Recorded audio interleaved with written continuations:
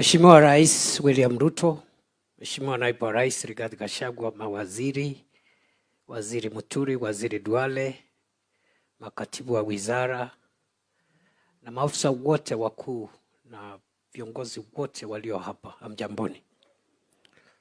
Mheshimiwa Rais, kwanza ni kukushukuru kwa sababu ya kufanya mkutano huu. Kama ulivyosikia, hii ni mara ya kwanza kwa rais na kiongozi wa taifa kuwa na mkutano wa ana kwa ana na wazee wa mitaa pamoja na assistant chiefs na chiefs. It has never happened again.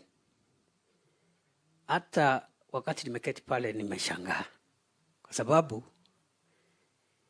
umetupatia kazi mimi, Raymond na wale wengine. Some of us bado hatujafikia kukutana na machifu. Sasa rais, you have challenged us to work much harder. You are ahead of us because this is the way to encourage the teams and the various public servants to work together to promote the interests of the nation. Your Excellency, sir, these officers, village elders, assistant chiefs, and chiefs are at the bottom of the governance pyramid, and they are the foundation upon which the country's security and stability is founded. Hawa ndio wanatushikilia katika mambo ya usalama na amani katika nchi yetu ya Kenya. Wanafanya kazi nzuri sana. Wanajaribu kutatua mizozo katika vijiji vyetu. Na wakati mambo yakitendeka pale ya kiusalama, mtu wa kwanza ambao ripoti inapelekwa kwake ni mzee wa mitaa, ni assistant chief na ni chief.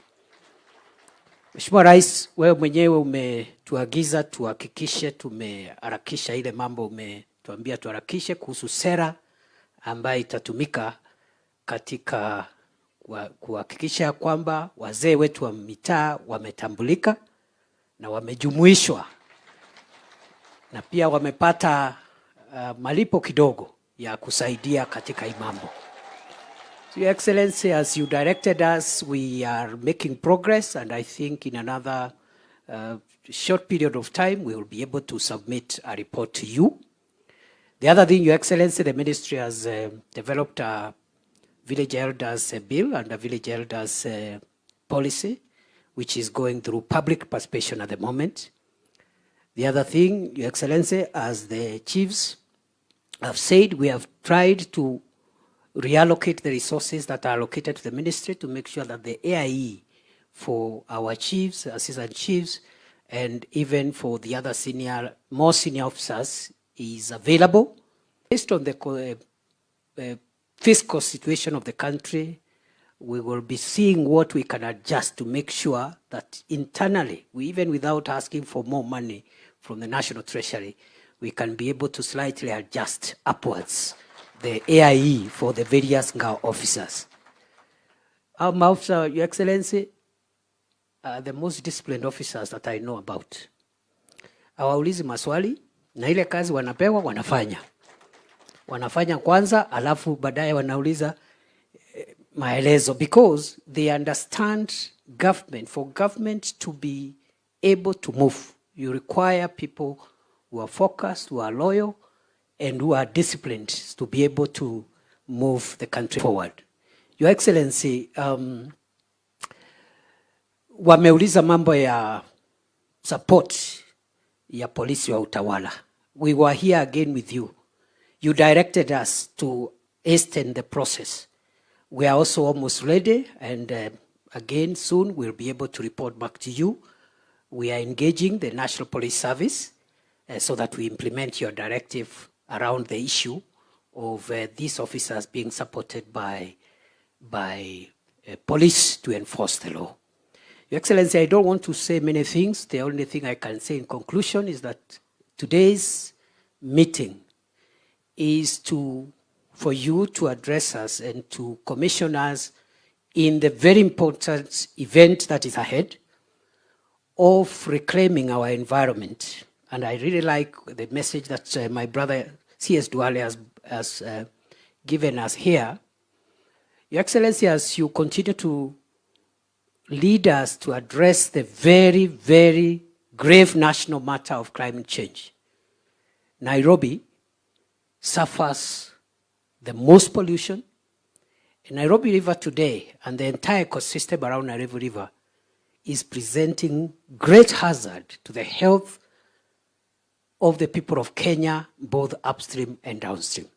Last year, we lost quite a number of people, fellow Kenyans who were swept away by floods because they were living in structures very close to the river.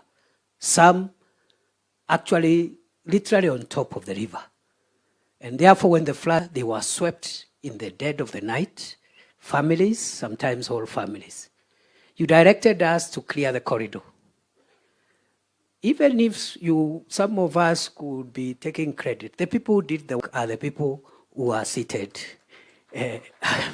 here with us today. These are the people who helped us. And today we are very proud we have cleared that corridor. You were there last week and you saw for yourself.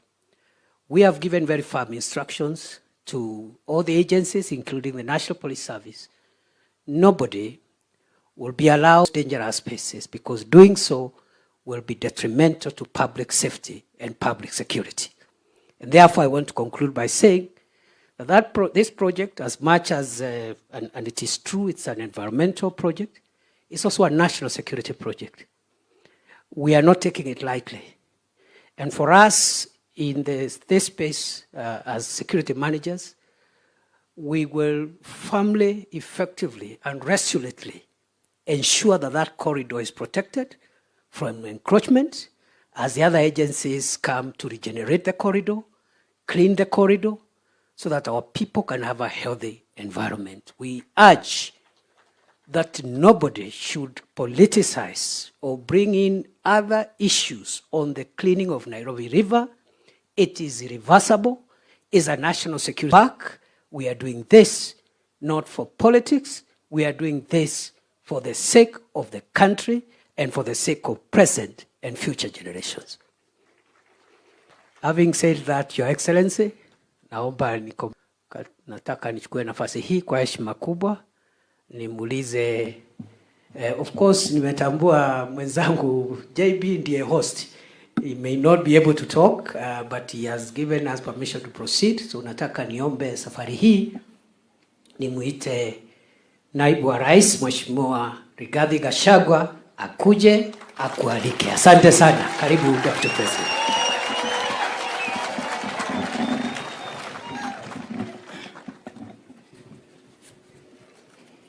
Asante sana. Mheshimiwa Rais wa Jamhuri ya Kenya, Daktari William Samoei Ruto, mawaziri wetu, makatibu, officers wetu wa ngao, kuanzia Regional Commissioner, kuteremka chini kwa County Commissioner, Deputy County Commissioners, Assistant County Commissioners, Chiefs and Assistant Chiefs, and for the first time in the history of the administration, village elders. God is good, and all the time. Your Excellency, I want to thank you for this meeting. First, as your principal assistant, and secondly, as a member of this great family called Ngao. Mimi maisha yangu na damu yangu iko kwa hii watu. Sababu ile kidogo mimi najua nilijifundisha kwa hii kazi. And Your Excellency, the way it has been said here by the RC, by Professor Kindiki, it is true. This is a great thing that the President of the Republic of Kenya is able to get time to sit and talk to his grassroots army. Rais, nataka nikupongeze sana sana sana. Na nikuhisi ukipata nafasi vile PS Raymond Omolo amesema. This family wanaongea sana. Hii maneno sasa iko kila pahali. So there will be a lot of pressure from the other regions. So Your Excellency, ukipata nafasi in the other 7 regions when you travel around the country, you could create time and also talk to them. The president is a vision carrier of this administration.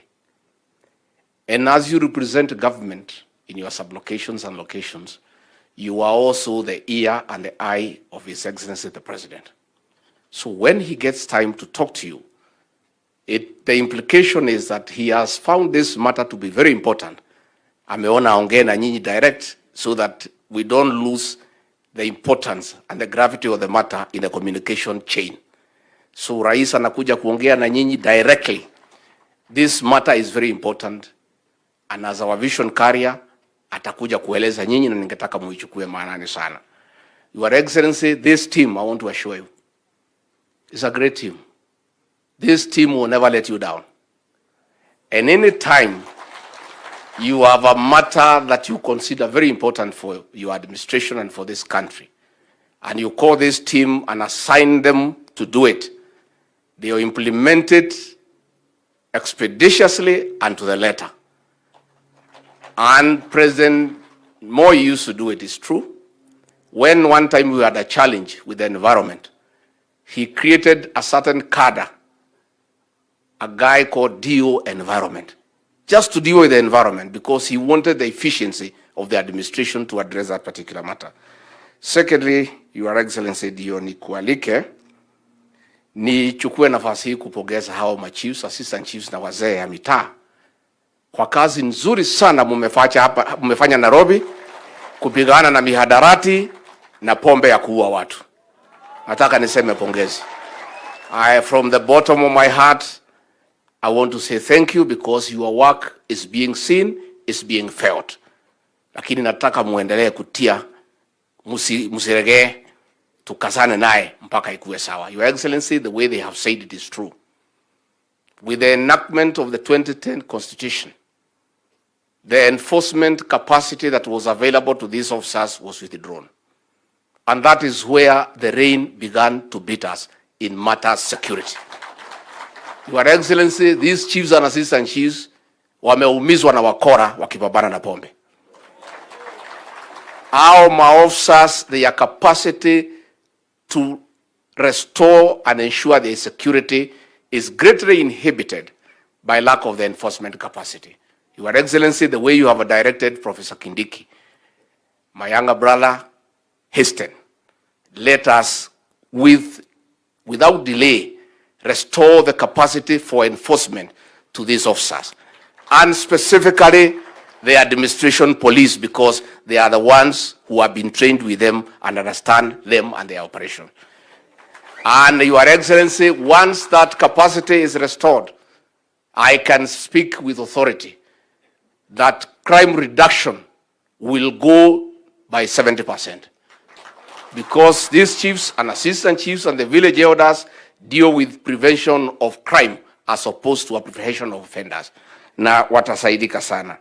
Nikimalizia mimi niseme elders, pongezi kwa kazi nzuri mnafanya. Na because Professor Kindiki ameniambia tukigoja rais pale, hiyo maneno yenu iko public participation.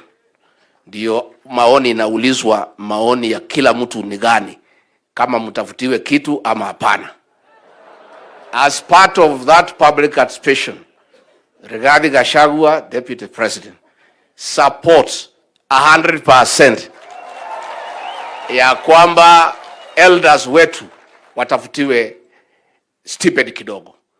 Hawa wazee rais wamejitolea miaka mingi sana, na wanafanya kazi ya kujitolea, na pia wako na familia, wako na mambo yao. Kwa hivyo hiyo rais ikipita itakuwa ni kitu ya maana sana sana sana sana. Again, finally, I saw an assistant chief here speak. I am so amazed by the quality of the assistant chiefs that we have today. Ile Kiingereza ameongea hapa, mimi mwenyewe niko na matatizo. Your Excellency, I support 100%, and I discussed with my brother here, Professor Kindiki, about career progression. Chiefs and assistant chiefs who are graduates, let them proceed to be assistant county commissioners. And let them proceed all the way to regional commissioner, because it is possible. And I was very happy. I listened to the assistant chief explaining government programs, affordable housing, labor migration, I was very happy. So I want to encourage you to go back to school. Mwende msome wale mutasoma. Chairman ya machifu nimemsikiza pia. Na wewe ukiritaa nimeona atakuwa mwanasiasa kama sisi. Nimekusikiza vizuri. So tusome vizuri na tukifika hapo nafikiri itakuwa sawa. Watu wazee ya mtaani mtamshikilia rais pale mashinani. Na vile rais hao wamesema, hawa ndio wenye kusema hii Nairobi. Na hawa ndio serikali. Na ndio Msekebaki alisema hakuna bahali mtaenda. Na ndio rais wetu anapata muda kuketi na nyinyi. Si ni heshima kubwa sana? Kwa hivyo ile assignment mtapewa leo. Mtatekeleza. Kama rais wa Jamhuri ya Kenya amekuja kuketi na nyinyi, ni kumaanisha ya kwamba hili jambo la mazingira ni ya maana sana kwake na kwa serikali yetu. Msiniangushe. Mutafanya vile mnatakana. Before I call the president on a lighter note, I'm very happy to see Chief Mutwini. Nitakutafuta, niko na shida hapo, iko mtu amevamia plot yangu, unisaidie. Kwa hivyo hiyo ndio kazi ya chiefs. Kwa hivyo ndio nimwalike rais, si ndio? It is my honor and privilege nimwalike rais. So niseme officers, chiefs, assistant chiefs, really just let us up. Stand still. Mr. President. Mfunge mguu mpaka rais afungue nyinyi.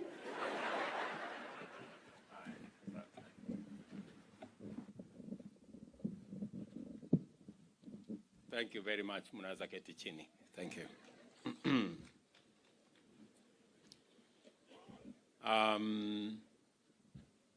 Viongozi wetu wenzangu wote, regional commissioner wetu, county commissioner, deputy county commissioners mlio hapa, assistant county commissioners, chiefs, assistant chiefs na elders, hamjambo. Hamjambo tena. Bwana Yesu asifiwe. Asalamu alaikum. Nairobi hoye. Asante sana. Kwanza mimi nataka nichukue nafasi hii niwakaribishe katika mkutano huu. Niliongea wiki iliyopita na viongozi wa ngao, waziri wenu pamoja na katibu wenu, na nikawauliza ya kwamba katika shughuli hii ya muhimu inayohusu mji wetu mkuu, capital city ya Kenya ya Nairobi, ningependa kuwa na mkutano wa faragha, mazungumzo pamoja na majadiliano pamoja na viongozi wa serikali. Na wakati tulipanga huu mkutano, walikuwa wameniambia ya kwamba pengine tufanye mpaka hapo kwa chief. Ndio nikawaambia hapana, yule assistant chief ni wa muhimu. Na nikawaambia tena, kwani wale elders ni wangapi? Wakaniambia ni watu 600. Wakaniambia ni watu wengi, watu 600. Nikawaeleza mimi nimezoea kuongea na watu wengi. Hawa 600 ni wachache, wacha waguje tuongee pamoja. Kwa hivyo nimefurahi sana tupate mkutano huu wa muhimu na viongozi wa Nairobi all the way to the village. Kwa sababu mnajua sisi tunaamini mambo bottom up. Na haiwezi kuwa bottom up kama hakuna elder wa pale bottom. Kwa sababu pale chini kabisa kwa bottom, sio rais na sio waziri na sio chief, ni elder. Ile village elder ndio wako pale. Kwanza mimi nataka niwaeleze ya kwamba provincial administration vile ilikuwa inaitwa zamani, ama national government administration officers kwa sasa, ni watu wa muhimu sana. Umetusaidia hasa katika mipango yetu ya serikali. Nakumbuka kwanza wakati tulikuwa tunasajili wakulima, tulikuwa tumeambiwa ni kazi ngumu sana, inahitaji pesa nyingi sana. Lakini wakati tulisema hii kazi ifanywe na ngao, chief na assistant chief na elders watusaidie kusajili wakulima wetu wa Kenya.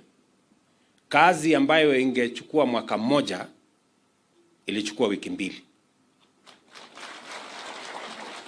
Kazi ambayo ingetumia mabilioni ya pesa ilifanyika bila pesa. And that shows the solid efficiency and efficacy of ngao. Nyinyi pia mumetusaidia katika kushughulika na mambo ya masomo ya watoto wa Kenya. Nyinyi ndio mnatambua watoto katika vijiji, wale ambao wazazi wao hawajawapatia nafasi ya kwenda shule. Nyinyi mmetusaidia hata wakati tunaendesha mambo ya basari, tukitaka kujua ni mzazi gani ama ni mtoto gani anafaa kupatiwa basari. Nyinyi ndio mnaweza kutambua huyu mtoto ni bora kuliko huyu apate msaada kabla ya huyu.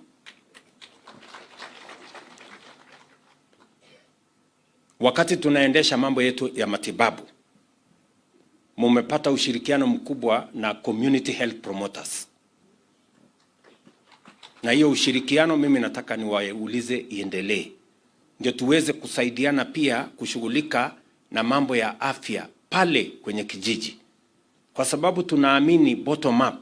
Ndio tukasema hatua yetu ya kwanza kusukuma mambo ya afya ni pale kuhakikisha ya kwamba afya inaanza kwa kijiji. That is why nilisema ya kwamba hawa community health volunteers zamani ambao walikuwa wanafanya kazi, hawajafanya training ya kutosha, hawatambuliki, hawajulikani. Ndio nikasema, nikaketi chini na county governments, nikawaambia hawa community health promoters, hawa volunteers, tunataka tuwabadilishie jina wawe promoters. Ndio tupate nafasi ya kuwapatia marupurupu kidogo. Leo community health promoters 1108 Kenya wanafanya kazi ya ajabu. Kama serikali tulitoa equipment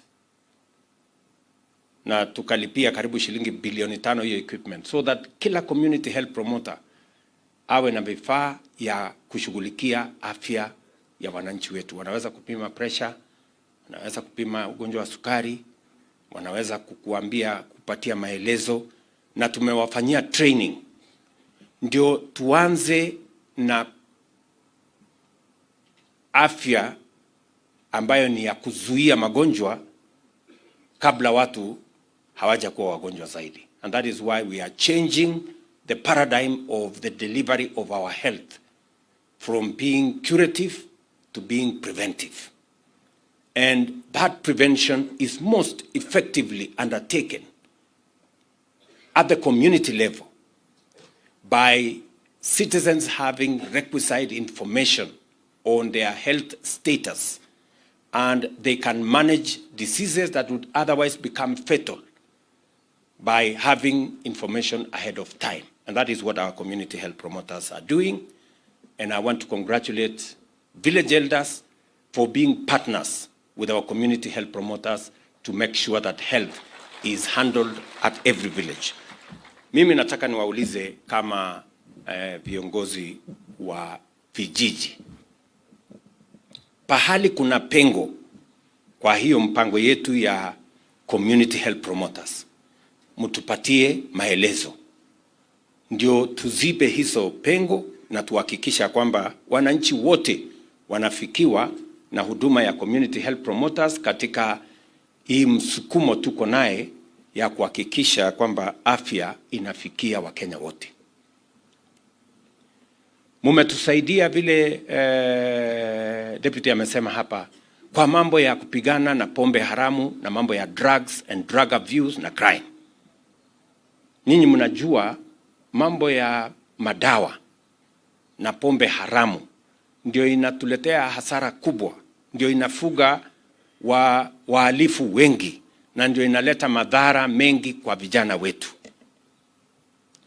Mimi nawauliza kila mmoja wenu, kijiji yako isiwe ni mahali ambapo pombe inauzwa, pombe inapikwa, mihadarati ndio inauzwa, mambo yale mengine maovu ya mambo ya drug abuse inaendelea. Be vigilant. Na vile mama Wanjiru wamesema hapa, wazazi waelezwe. Ikizidi, chief aelezwe. Ikipita hapo, tulete polisi, ili tuhakikisha kwamba vijiji yetu iko salama. There cannot be a Kenya without us, all of us, making sure that we take care of our neighborhoods in every part of the country. Mimi nataka pia niwashukuru kwa ushirikiano wenu. Nimesikia, kwa sababu wakati nilikuja hapa nikasema ningetaka kusikia kwa masikio yangu mwenyewe hawa viongozi maoni yao ni gani, ama issues, mambo ambayo yanawahusu ni gani. Mmenieleza vizuri na nitajibu yale mambo mmenieleza. Lakini kabla sijaenda hapo, mimi nimewaita hapa leo kwa sababu ya jambo muhimu la kitaifa. Mnajua ya kwamba Nairobi ndio capital city ya Kenya. Nairobi ndio sura ya Kenya. Nairobi ni muhimu. Mahali wageni wengi wanakuja ili kujua Kenya ni Nairobi. Wakipata sura mbaya ya Nairobi, wataona Kenya yote haifai. Wakipata sura nzuri ya Nairobi, they say first impression is the lasting impression. So, I have invited you here because, number one, Nairobi is our capital city. Nairobi is the face of Kenya. And therefore, Nairobi is important as we seek to create a better profile for our country. Number two, Nairobi is the environmental capital of the world. We have the United Nations Environment Program in Nairobi. And therefore, on matters environment, Nairobi is the global capital. And therefore, it is important for us as a city, as a leadership of this city, to make sure that we present a Nairobi that respects the tenets of matters environment.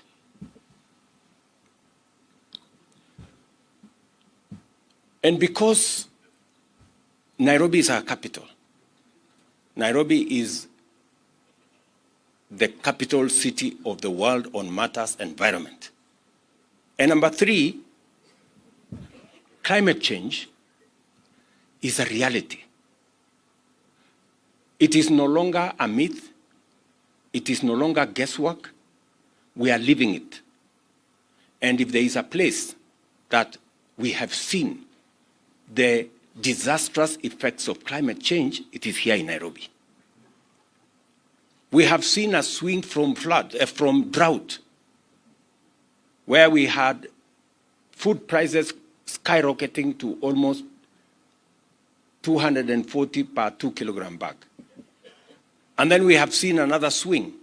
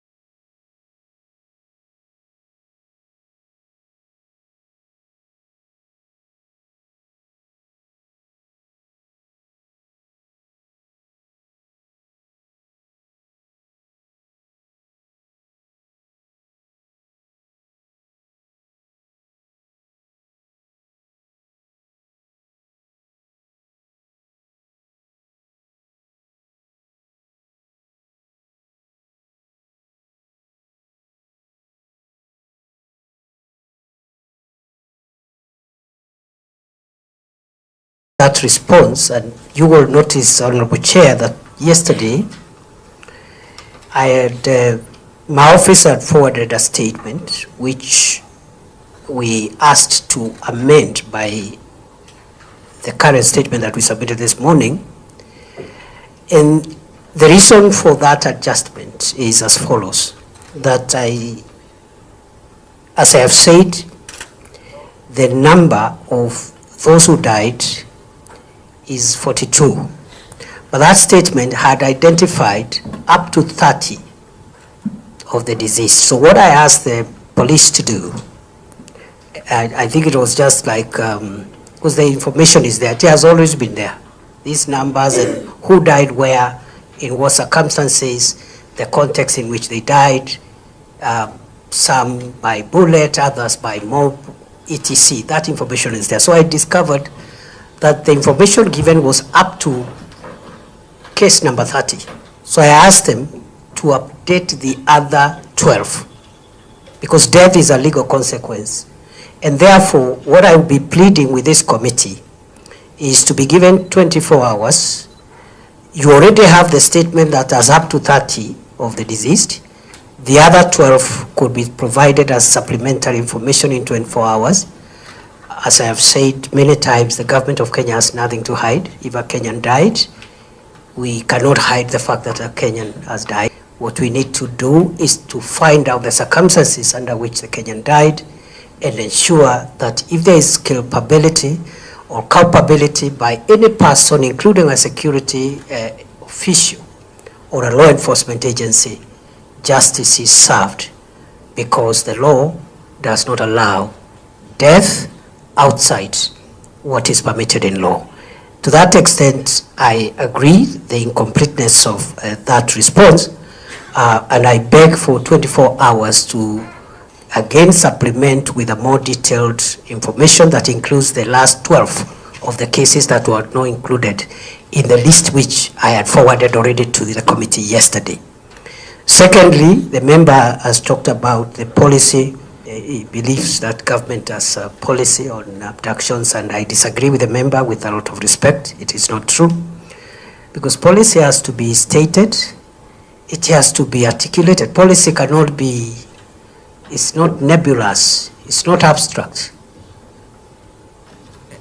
I, as the, and including the president himself, have made it clear in public, in private, in all forums, that this administration does not condone abductions or extrajudicial killings or enforce disappearances. So it is unfair to visit a policy of extrajudicial killings on government unless we are provided with the evidence of policy pronouncement, policy articulation that supports this kind of unlawful behavior. And going forward, I think the challenge we have, Chair, as a country, is just to make sure that anybody who breaks the law, even if they are law enforcement people, they are brought to account. And I think in the spirit of the national, the police, and other security sector reforms which we have initiated, I want to promise Kenya that we will rein in on any excesses by law enforcement officials to use weapons that are bought with the taxes of the people of Kenya outside the law, to harm the people of Kenya, to kill the people of Kenya, or even to arrest them in a manner that is inconsistent with the Constitution. In a nutshell, this government, and I say without fear of contradiction, does not condone extrajudicial killings, does not condone abductions by any person, whether a criminal or a law enforcement agency. Lastly, the member has asked about the missing persons. Again, the supplementary list will contain the OB number and the people who are reported missing per county. I think Nairobi has the highest, Nyandarua I think was the highest. Nyandarua had 13 cases reported. But what I want to inform the committee chair through you is that it is not scientifically correct to say that when someone is reported missing, they have been abducted. It is also not scientific to say that if a missing person report has been made, that person has been abducted because they were participating in a demonstration. We have had a problem in this country for the last so many years of persons who are reported missing. Some of them have been traced eventually after months, others after weeks, others after years, others have never been found. And therefore, while we got some missing person reports from actually across the country, incidentally including some of the parts of the country where the demonstrations were not violent or were not even present, and that breakdown per county is provided. And therefore, with the great respect to the committee, I want to submit, Chair, that again, just like the cases of the deceased people, those who died, though those who are reported missing, we continually to look for them, to trace them, and we are appealing for information that can help us trace them. And it is the business of the police to make sure that the country is safe and people are protected from criminals, and it cannot be the policy of this government to support any harm on any Kenyan for politics or for whatever reason, because that would violate our constitution. I submit. Finally, Chair, just on the same issue, Waziri, a number of these people who were killed, the 42 according to your record, even though normal media and through ISK and other LSK and other organizations say the number is much, much higher. Actually, yesterday in the news, they talked about 61 cases, and several numbers are still missing up to now. You have admitted quite a number of these so-called people who were killed by bullets. And obviously, those are police bullets. And obviously, you must have a traceability mechanism to know who was assigned what gun, what kind of ammunition was assigned. Is it possible to trace and follow up and know exactly which police officer shot any particular member of these 42 who have died? And that being the case, having been killed, as we have clearly said, weapons bought by the people of Kenya, what measures have you put in place to ensure the bereaved families, the families who lost loved ones, their breadwinners, their hopes in life, what measures has the government put in place to compensate, even assuage or relieve their pain? What measures has the government put in place? Thank you, Chair. Chair, I would like to respond to the further intervention by the honorable member as follows. That I have not admitted that any Kenyan was killed by the police. What I said is that some died because of bullet wounds.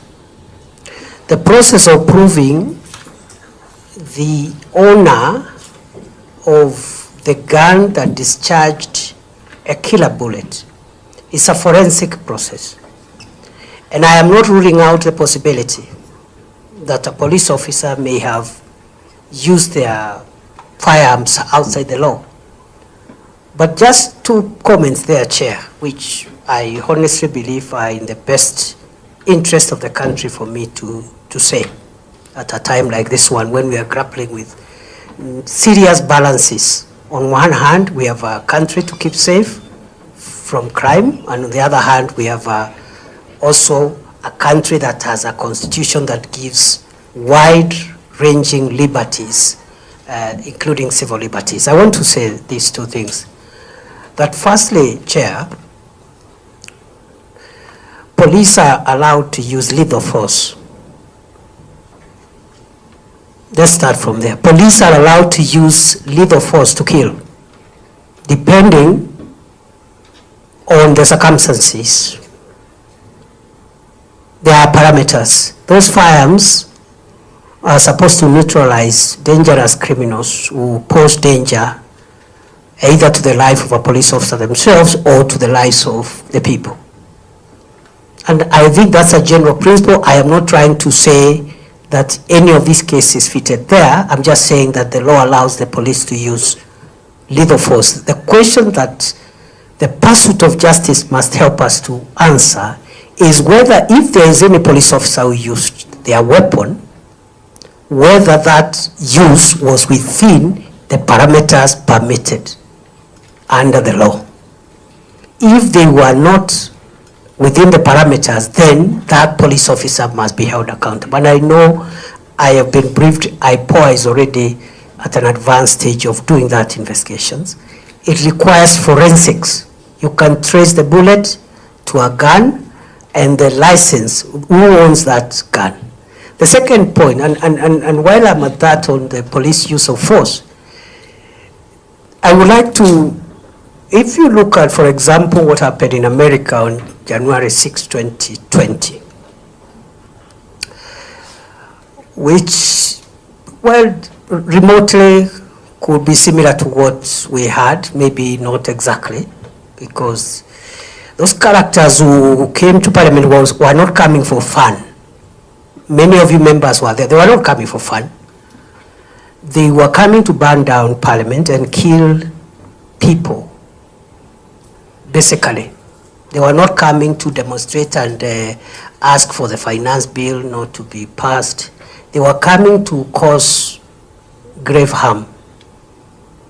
In fact, 2 days after that event, after we frustrated the effort to burn down Parliament and kill members, we arrested a suspect at 4 a.m. outside Parliament carrying fuel, intending to go and raise down the premises of Parliament. So the action we took on that day, therefore, and I'm not preempting the investigations, some lives were lost in the process. But I wanted, again, to be fair to our democracy, to compare that with what happened in the US on January 6, 2020, the attack on Capitol Hill, which was actually an attack on American democracy, forced the Senate of the US to make certain decisions and use violence, including harming people, to make a political statement. Lives were lost in that country, but they have never discussed that matter. No media, no person has discussed the lives that were lost on Capitol Hill to protect the American democracy. So that contextualization is extremely important. And Chair, I will not pretend, as the country's security minister, I hold the very strong view that for this country to remain sustainable and for our democracy to function, we must, within the Constitution, make sure that the institutions established under our Constitution are protected, because if we overthrow constitutional institutions like Parliament, judiciary, the executive, we have no country. The things we are discussing here, we will not have even this discussion where a parliamentary committee is grilling the security minister, because the country will not be there in the first place. So that is the first contextual matter I wanted to bring. And it is not true to argue or to submit that the police officer cannot use force. If we never applied force on that fateful day in Parliament, we will be talking about a different Kenya, a different scenario. The second and last issue, Honorable Chair, through you, is on the fact that somebody has been shot is not conclusive evidence that they have been shot by a police officer. It's not conclusive. Maybe there's a presumption that that bullet is the bullet of a police officer, but as a person who has practiced law for a quarter of a century, I can say this without fear of contradiction. The fact that somebody has died through a bullet where police officers were trying to control a crowd is not conclusive proof that that person has been killed by a police officer. And that's why the justice systems must help us establish the truth without shielding anybody. If a police officer went outside the law, they must be held accountable. To demonstrate my point, Rongai. In Rongai, we lost, to my mind, I think 2 people. And others were injured. What happened is that criminals invaded somebody's supermarket and started hurting people, and some were stabbed, workers, shoppers, etc. 2 police officers were guarding Equity Bank next to the supermarket, and they were armed. And the law allows a police officer to enforce the law, not necessarily where you are on duty that day, but if you realize there is breakdown of law and order, it is the duty of the police to protect the public.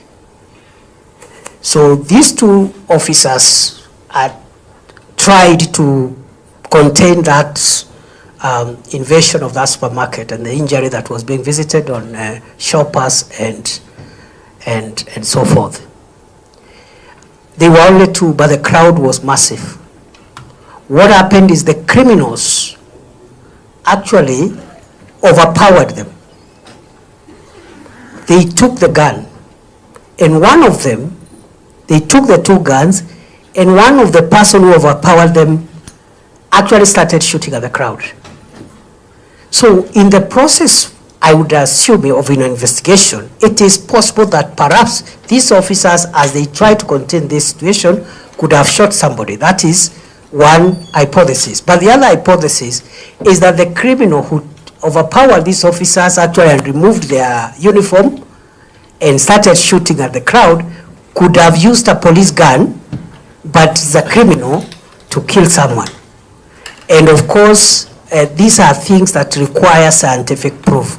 So the presumption could be it is the police officer, but it could be rebuttable by evidence. And that's why we need to be careful and not condemn law enforcement officers wholesale, but we must condemn individual law enforcement officers who use weapons outside the law.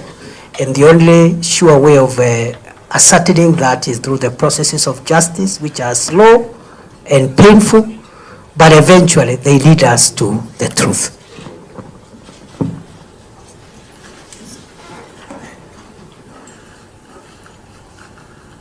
You're done, Waziri? Yes, Chair, I submit. Yeah. And in some of the riots, there were private people with firearms. In some cases where we had huge crowds, there were people with firearms inside crowds. So I'm not just defending my officers. I'm also saying they need to be given the benefit of doubt, and otherwise we will lose the morale of our security agencies. And next time there's an attack, they'll say, okay, there's an attack, Parliament, sort out yourselves. God forbid. I submit. Members were aware that, of course, we have got quite a number of the rest of the 6 of the question. I think we can leave at that, and I think the minister has taken undertaking to furnish this committee with the total number of Kenyans who are added to the list of 30. So you had asked for 24 hours? Right by tomorrow such a time, by tomorrow noon. Thank you so much. Of course, the document will also be the document of the House, and it will be tabled in Parliament. Thank you so much, our brother Window, and a lot of regards from the member who did ask the question, actually, Ocheng. He said he was your student. Sometime he confided to me. I hope I did a good job. Yeah, seemingly yes. Yeah, actually talked a lot of accolade. Now, kindly go to the second question. In and we have got only 1 hour to tackle the rest of the 6. Honorable Chair and honorable members, thank you. The second matter, as guided by the Chair, is the question on insecurity in Fafi constituency. And here I've been asked by the member for Fafi, the Honorable Yakub, to explain reasons why the government is downgrading security levels by discharging 16 National Police Reservists in Fafi, in Bura East Sub-County, who are discharged on 6th August 2024. The second issue is that why 17 NPRs who are volunteered to support our security agencies who are dealing with counter-terrorism there have not been armed, yet they are ready to support the security formations there. Then what actions we are taking to enhance security in the constituency, and then also finally whether we have a record of abductions by Al-Shabaab or even by security agencies. I would like to respond as follows, that the issue of National Police Reservists is guided by the National Police Service Act, and it provides that the role of NPRs is to support the National Police Service as a reserve, and they can be assigned to support Kenya Police or Administration Police in all the areas that the police have mandate on. And this is preservation of peace, protection of life and property, prevention and detection of crime, apprehension of offenders, and enforcement of laws and regulations of our land. Now, the functions of the work of the National Police Reserve is to support the police, the full-time police deployment. But the Act also provides that NPRs must remain under the command and control of the police formation commanders. And this command has been delegated by the Inspector General of Police to the Sub-County Police Commander, formerly known as OCPDs. They are the commanders of all the police in that sub-county, including NPRs. The Act also subjects NPRs to discipline, just like other police officers. And therefore, issues of command and control and discipline are of the NPRs is still with the Inspector General of Police, delegated to the sub-county police commanders. So the particular number of officers, NPR officers who were discharged, as the member correctly has pointed out, were discharged in exercise of the command, control, and discipline procedures of the National Police Service vested on the Inspector General. And they were replaced.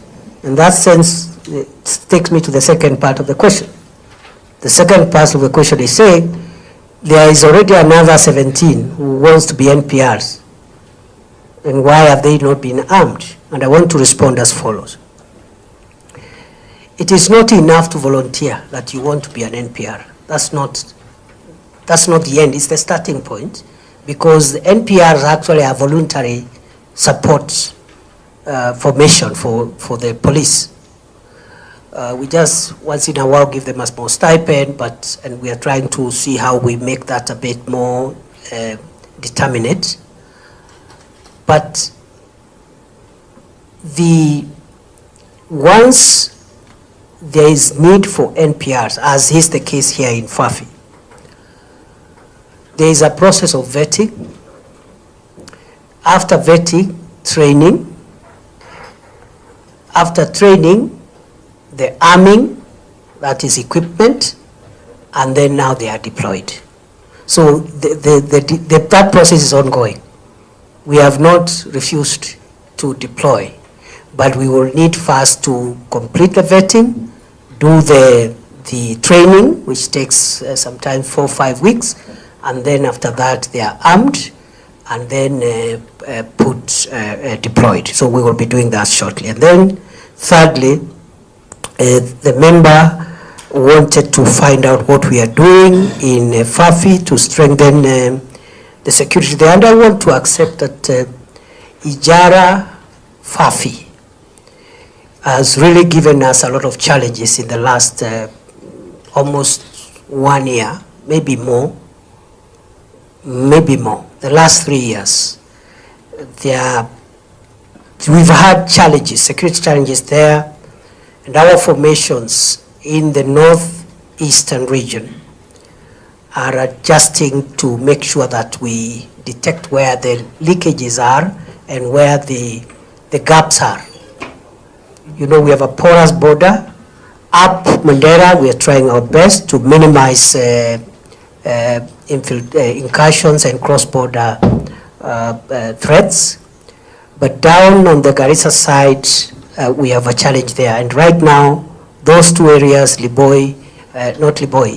Fafi area, is problematic. So what we are doing, Chair, is we are increasing the presence of special forces, what we call formed up units, mainly the RDU, the Rapid Response Deployment Unit, the SOG, the Special Operations Group, and other elite special forces that help us to keep the country free from the threat of terror.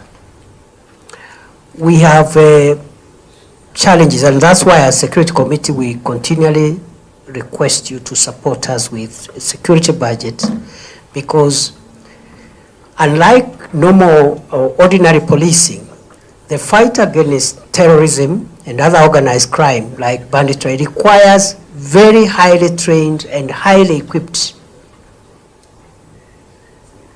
intelligence-based security deployments, quite expensive.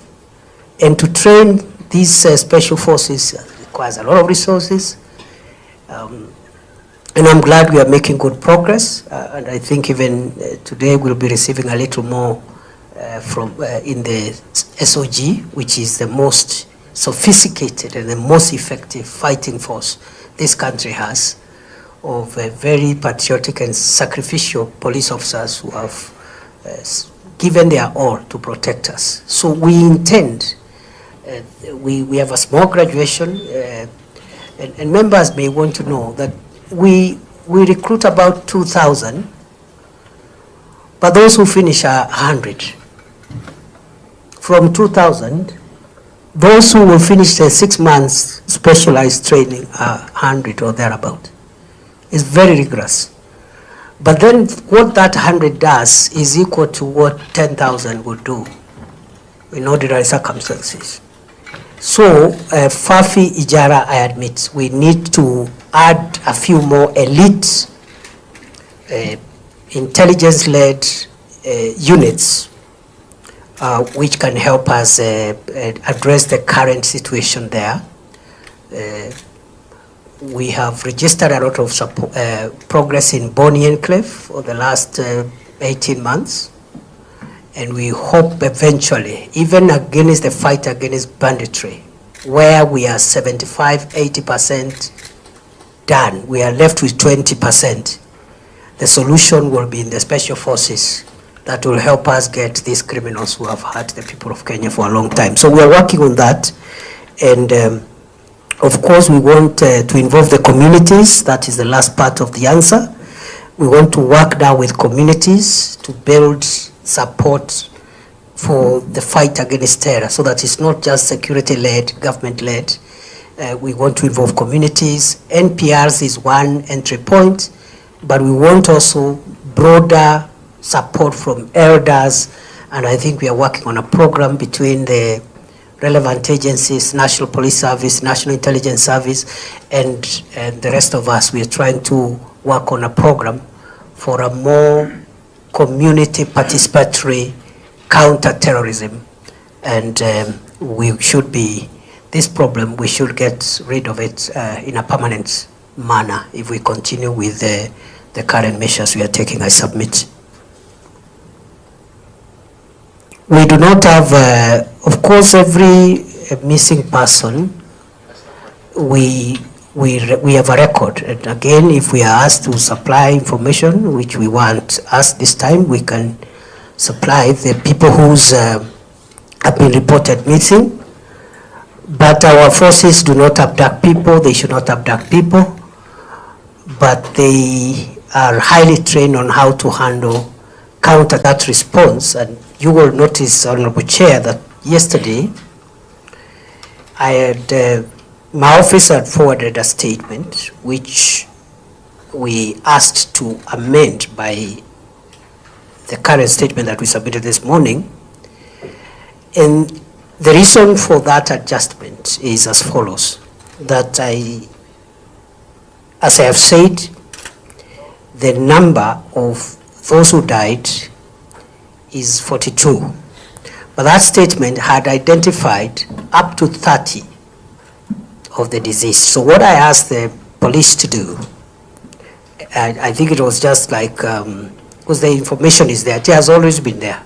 These numbers and who died where, in what circumstances, the context in which they died, some by bullet, others by mob, etc. That information is there. So I discovered that the information given was up to case number 30.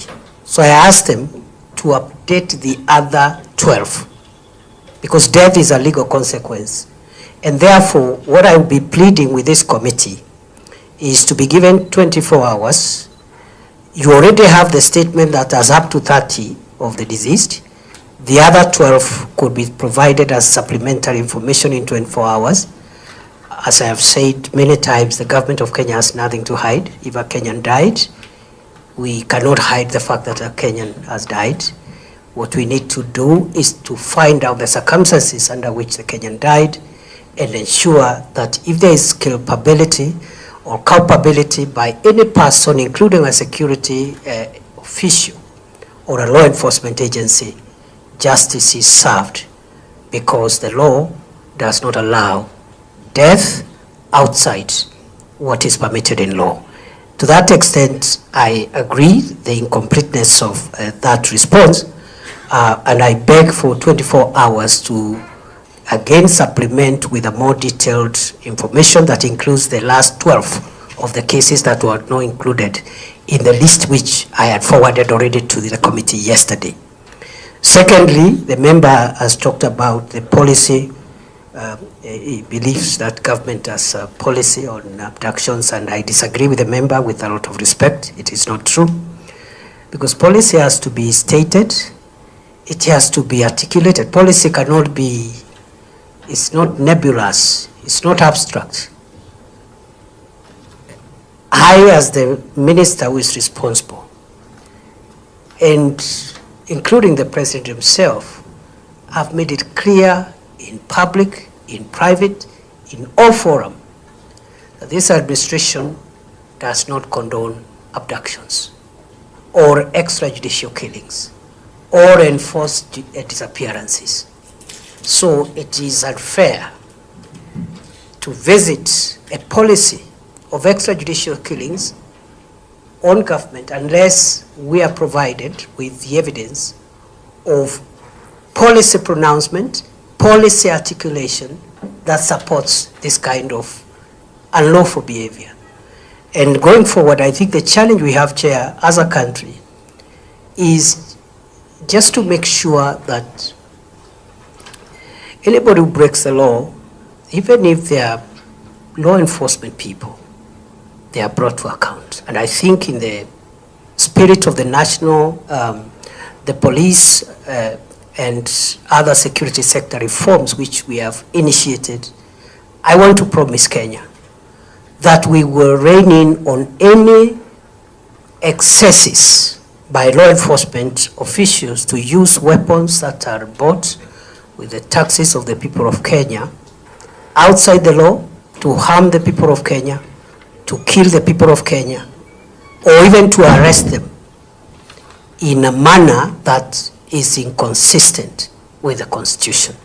In a nutshell, this government, and I say without fear of contradiction, does not condone extrajudicial killings, does not condone abductions by any person, whether a criminal or a law enforcement agency. Lastly, the member has asked about the missing persons.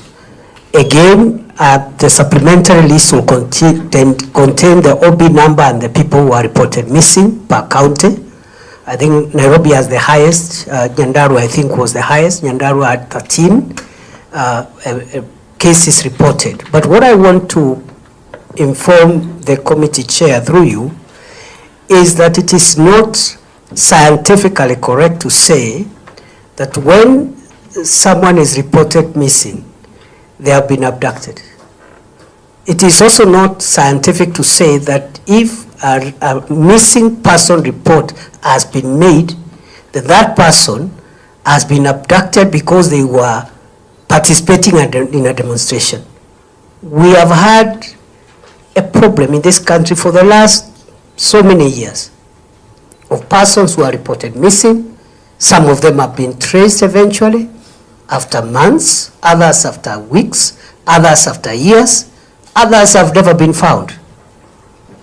And therefore, while we got some missing person reports from actually across the country, incidentally including some of the parts of the country where the demonstrations were not violent or were not even present, and that breakdown per county is provided. And therefore, with the great respect to the committee, I want to submit, Chair, that again, just like the cases of the deceased people, those who died, though those who are reported missing, we continually to look for them, to trace them, and we are appealing for information that can help us trace them.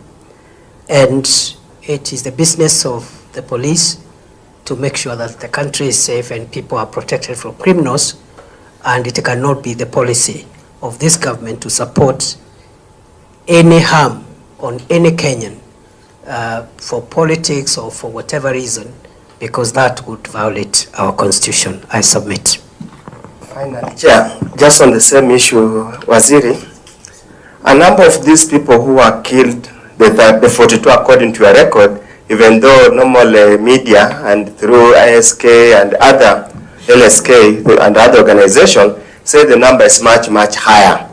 Actually, yesterday in the news, they talked about 61 cases, and several numbers are still missing up to now. You have admitted quite a number of these so-called people who were killed by bullets. And obviously, those are police bullets. And obviously, you must have a traceability mechanism to know who was assigned what gun, what kind of ammunition was assigned. Is it possible to trace and follow up and know exactly which police officer shot any particular member of these 42 who have died?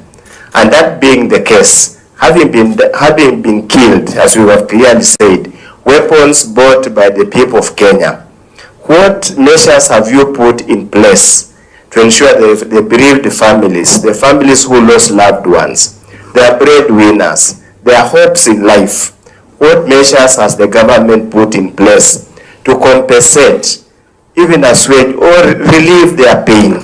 What measures has the government put in place? Thank you, Chair.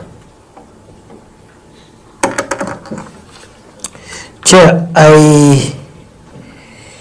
I would like to respond to the further intervention by the honourable member as follows. That I have not admitted that any Kenyan was killed by the police. What I said is that some died because of bullet wounds. The process of proving the owner of the gun that discharged a killer bullet is a forensic process. And I am not ruling out the possibility that a police officer may have used their firearms outside the law. But just 2 comments there, Chair, which I honestly believe are in the best interest of the country for me to say at a time like this one, when we are grappling with serious balances. On one hand, we have a country to keep safe from crime, and on the other hand, we have also a country that has a constitution that gives wide-ranging liberties, including civil liberties. I want to say these 2 things. That firstly, Chair, police are allowed to use lethal force. Let's start from there. Police are allowed to use lethal force to kill, depending on the circumstances. There are parameters. Those firearms are supposed to neutralize dangerous criminals who pose danger either to the life of a police officer themselves or to the lives of the people. And I think that's a general principle. I am not trying to say that any of these cases fitted there. I'm just saying that the law allows the police to use lethal force. The question that the pursuit of justice must help us to answer is whether, if there is any police officer who used their weapon, whether that use was within the parameters permitted under the law. If they were not within the parameters, then that police officer must be held accountable. And I know I have been briefed, IPOA is already at an advanced stage of doing that investigations. It requires forensics. You can trace the bullet to a gun and the license, who owns that gun. The second point, and while I'm at that on the police use of force, I would like to, if you look at, for example, what happened in America on January 6, 2020, which, well, remotely could be similar to what we had, maybe not exactly, because those characters who came to Parliament were not coming for fun. Many of you members were there. They were not coming for fun.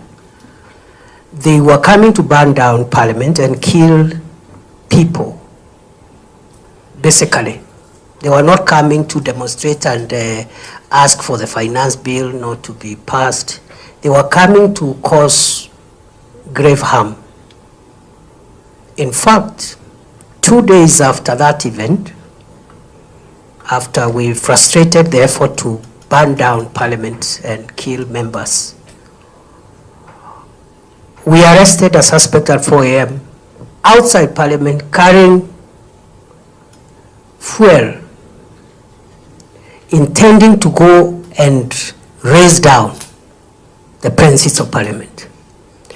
So the action we took on that day, therefore, and I'm not preempting the investigations, some lives were lost in the process. But I wanted, again, to be fair to our democracy, to compare that with what happened in the US on January 6, 2020, the attack on Capitol Hill, which was actually an attack on American democracy, forced the Senate of the US to make certain decisions and use violence, including harming people, to make a political statement. Lives were lost in that country, but they have never discussed that matter. No media, no person has discussed the lives that were lost on Capitol Hill to protect the American democracy. So that contextualization is extremely important. And Chair, I will not pretend, as the country's security minister, I hold the very strong view that for this country to remain sustainable and for our democracy to function, we must, within the Constitution, make sure that the institutions established under our Constitution are protected, because if we overthrow constitutional institutions like Parliament, judiciary, the executive, we have no country. The things we are discussing here, we we will not have even this discussion where a parliamentary committee is grilling the security minister, because the country will not be there in the first place. So that is the first contextual matter I wanted to bring. And it is not true to argue or to submit that the police officer cannot use force. If we never applied force on that fateful day in Parliament, we would be talking about a different Kenya, a different scenario. The second and last issue, Honorable Chair, through you, is on the fact that somebody has been shot is not conclusive evidence that they have been shot by a police officer. It's not conclusive. Maybe there's a presumption that that bullet is the bullet of a police officer, but as a person who has practiced law for a quarter of a century, I can say this without fear of contradiction. The fact that somebody has died through a bullet where police officers were trying to control a crowd is not conclusive proof that that person has been killed by a police officer. And that's why the justice systems must help us establish the truth without shielding anybody. If a police officer went outside the law, they must be held accountable. To demonstrate my point, Rongai. In Rongai, we lost, to my mind, I think 2 people. And others were injured. What happened is that criminals invaded somebody's supermarket and started hurting people, and some were stabbed, workers, shoppers, etc. 2 police officers were guarding Equity Bank next to the supermarket, and they were armed. And the law allows a police officer to enforce the law, not necessarily where you are on duty that day, but if you realize there is breakdown of law and order, it is the duty of the police to protect the public. So these 2 officers had tried to contain that invasion of that supermarket and the injury that was being visited on shoppers and so forth. They were only 2, but the crowd was massive. What happened is the criminals actually overpowered them. They took the gun, and one of them, they took the 2 guns, and one of the person who overpowered them actually started shooting at the crowd. So in the process, I would assume, of an investigation, it is possible that perhaps these officers, as they try to contain this situation, could have shot somebody. That is one hypothesis. But the other hypothesis is that the criminal who overpowered these officers actually and removed their uniform and started shooting at the crowd could have used a police gun, but the criminal to kill someone. And of course, these are things that require scientific proof. So the presumption could be it is the police officer, but it could be rebuttable by evidence. And that's why we need to be careful and not condemn law enforcement officers wholesale, but we must condemn individual law enforcement officers who use weapons outside the law. And the only sure way of ascertaining that is through the processes of justice, which are slow and painful, but eventually they lead us to the truth.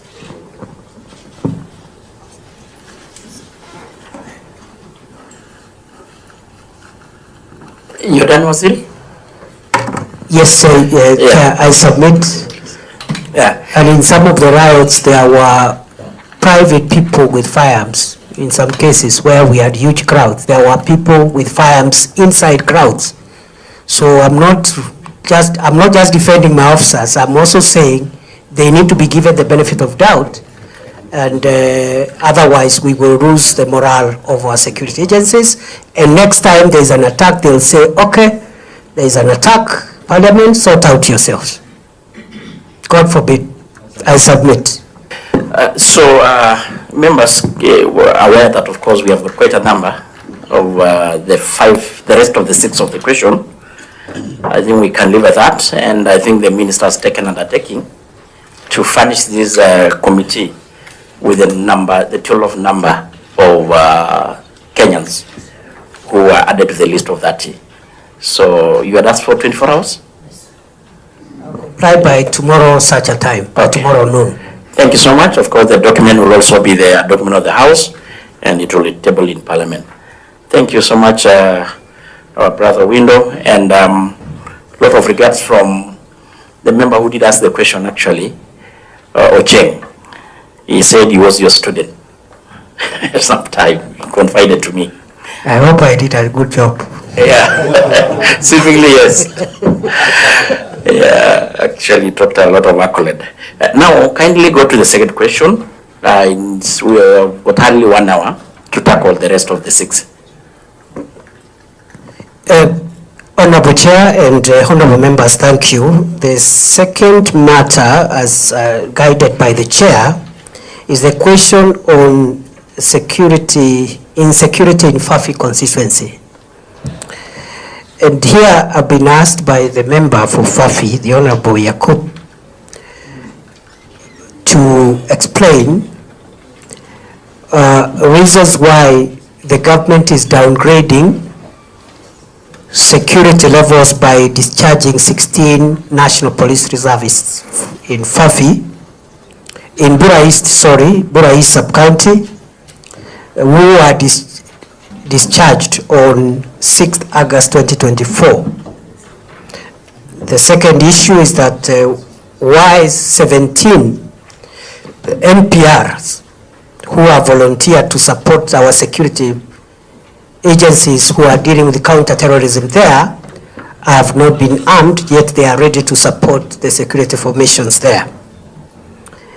Then what actions we are taking to enhance security in the constituency, and then also finally whether we have a record of abductions by Al-Shabaab or even by security agencies. I would like to respond as follows, that the issue of National Police Reservists is guided by the National Police Service Act, and it provides that the role of NPRs is to support the National Police Service as a reserve, and they can be assigned to support the Kenya Police or Administration Police in all the areas that the police have mandate on, and this is preservation of peace, protection of life and property, prevention and detection of crime,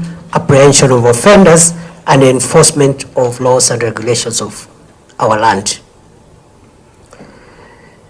Now, the functions of the work of the National Police Reserve is to support the police, the full-time police deployment. But the Act also provides that NPRs must remain under the command and control of the police formation commanders. And this command has been delegated by the Inspector General of Police to the Sub-County Police Commander, formerly known as OCPDs. They are the commanders of all the police in that sub-county, including NPRs. The Act also subjects NPRs to discipline, just like other police officers. And therefore, issues of command and control and discipline are of the NPRs is still with the Inspector General of Police, delegated to the sub-county police commanders. So the particular number of officers, NPR officers who were discharged, as the member correctly has pointed out, were discharged in exercise of the command, control, and discipline procedures of the National Police Service vested on the Inspector General. And they were replaced. In that sense, it takes me to the second part of the question. The second part of the question is saying there is already another 17 who wants to be NPRs. And why have they not been armed? And I want to respond as follows. it is not enough to volunteer that you want to be an NPR. That's not the end, it's the starting point, because the NPR is actually a voluntary support formation for the police. We just once in a while give them a small stipend, and we are trying to see how we make that a bit more determinate. But once there is need for NPRs, as is the case here in Fafi, there is a process of vetting. After vetting, training. After training, the arming, that is equipment, and then now they are deployed. So that process is ongoing. We have not refused to deploy, but we will need first to complete the vetting, do the training, which takes sometimes 4 or 5 weeks, and then after that they are armed and then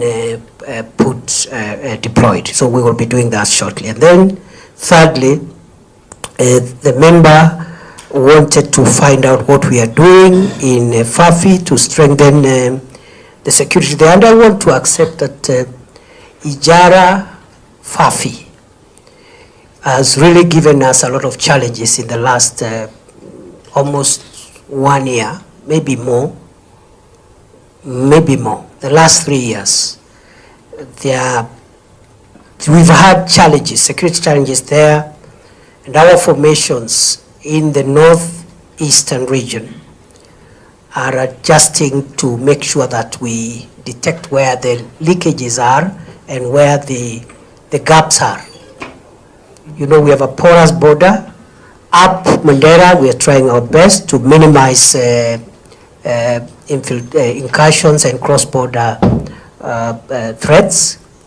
But down on the Garissa side, we have a challenge there. And right now, those two areas, Ijara, Fafi area, is problematic. So what we are doing, Chair, is we are increasing the presence of special forces, what we call formed up units, mainly the RDU, the Rapid Response Deployment Unit, the SOG, the Special Operations Group, and other elite special forces that help us to keep the country free from the threat of terror. We have challenges, and that's why as Security Committee we continually request you to support us with a security budget, because unlike normal or ordinary policing, the fight against terrorism and other organized crime like banditry requires very highly trained and highly equipped intelligence-based security deployments, quite expensive. And to train these special forces requires a lot of resources. And I'm glad we are making good progress. And I think even today we'll be receiving a little more in the SOG, which is the most sophisticated and the most effective fighting force this country has, of very patriotic and sacrificial police officers who have given their all to protect us. So we intend, we have a small graduation, and members may want to know that we recruit about 2,000, but those who finish are 100. From 2,000, those who will finish the 6 months specialized training are 100 or thereabout. It's very rigorous. But then what that 100 does is equal to what 10,000 would do in ordinary circumstances. So Fafi, Ijara, I admit, we need to add a few more elite intelligence-led units which can help us address the current situation there. We have registered a lot of progress in Boni Enclave for the last 18 months. And we hope eventually, even against the fight against banditry, where we are 75, 80% done. We are left with 20%. The solution will be in the special forces that will help us get these criminals who have hurt the people of Kenya for a long time. So we are working on that. And of course, we want to involve the communities. That is the last part of the answer. We want to work now with communities to build support for the fight against terror, so that it's not just security-led, government-led. We want to involve communities. NPRs is one entry point, but we want also broader support from elders, and I think we are working on a program between the relevant agencies, National Police Service, National Intelligence Service, and the rest of us. We are trying to work on a program for a more community participatory counter-terrorism, and we should be, this problem, we should get rid of it in a permanent manner if we continue with the current measures we are taking. I submit. We do not have, of course, every missing person, we have a record. And again, if we are asked to supply information, which we want us this time, we can supply the people who's have been reported missing. But our forces do not abduct people. They should not abduct people. But they are highly trained on how to handle counter that response. And you will notice, Honorable Chair, that yesterday I had, my office had forwarded a statement which we asked to amend by the current statement that we submitted this morning. And the reason for that adjustment is as follows, that as I have said, the number of those who died is 42. But that statement had identified up to 30 of the deceased. So what I asked the police to do, I think it was just like, because the information is there, it has always been there. These numbers and who died where, in what circumstances, the context in which they died, some by bullet, others by mob, etc. That information is there. So I discovered that the information given was up to case number 30. So I asked them to update the other 12, because death is a legal consequence. And therefore, what I will be pleading with this committee is to be given 24 hours. You already have the statement that has up to 30 of the deceased. The other 12 could be provided as supplementary information in 24 hours. As I have said many times, the government of Kenya has nothing to hide. If a Kenyan died, we cannot hide the fact that a Kenyan has died. What we need to do is to find out the circumstances under which the Kenyan died and ensure that if there is culpability or culpability by any person, including a security official or a law enforcement agency, justice is served, because the law does not allow death outside what is permitted in law. To that extent, I agree the incompleteness of that response, and I beg for 24 hours to again supplement with a more detailed information that includes the last 12 of the cases that were not included in the list which I had forwarded already to the committee yesterday. Secondly, the member has talked about the policy. He believes that government has a policy on abductions, and I disagree with the member with a lot of respect. It is not true, because policy has to be stated, it has to be articulated. Policy cannot be, it's not nebulous, it's not abstract. I, as the minister who is responsible, and including the president himself, have made it clear in public, in private, in all forums, that this administration does not condone abductions or extrajudicial killings or enforce disappearances. So it is unfair to visit a policy of extrajudicial killings on government unless we are provided with the evidence of policy pronouncement, policy articulation that supports this kind of unlawful behavior. And going forward, I think the challenge we have, Chair, as a country, is just to make sure that anybody who breaks the law, even if they are law enforcement people, they are brought to account. And I think in the spirit of the national, the police and other security sector reforms which we have initiated, I want to promise Kenya that we will rein in on any excesses by law enforcement officials to use weapons that are bought with the taxes of the people of Kenya outside the law to harm the people of Kenya, to kill the people of Kenya, or even to arrest them in a manner that is inconsistent with the Constitution. In a nutshell, this government, and I say without fear of contradiction, does not condone extrajudicial killings, does not condone abductions by any person, whether a criminal or a law enforcement agency. Lastly, the member has asked about the missing persons.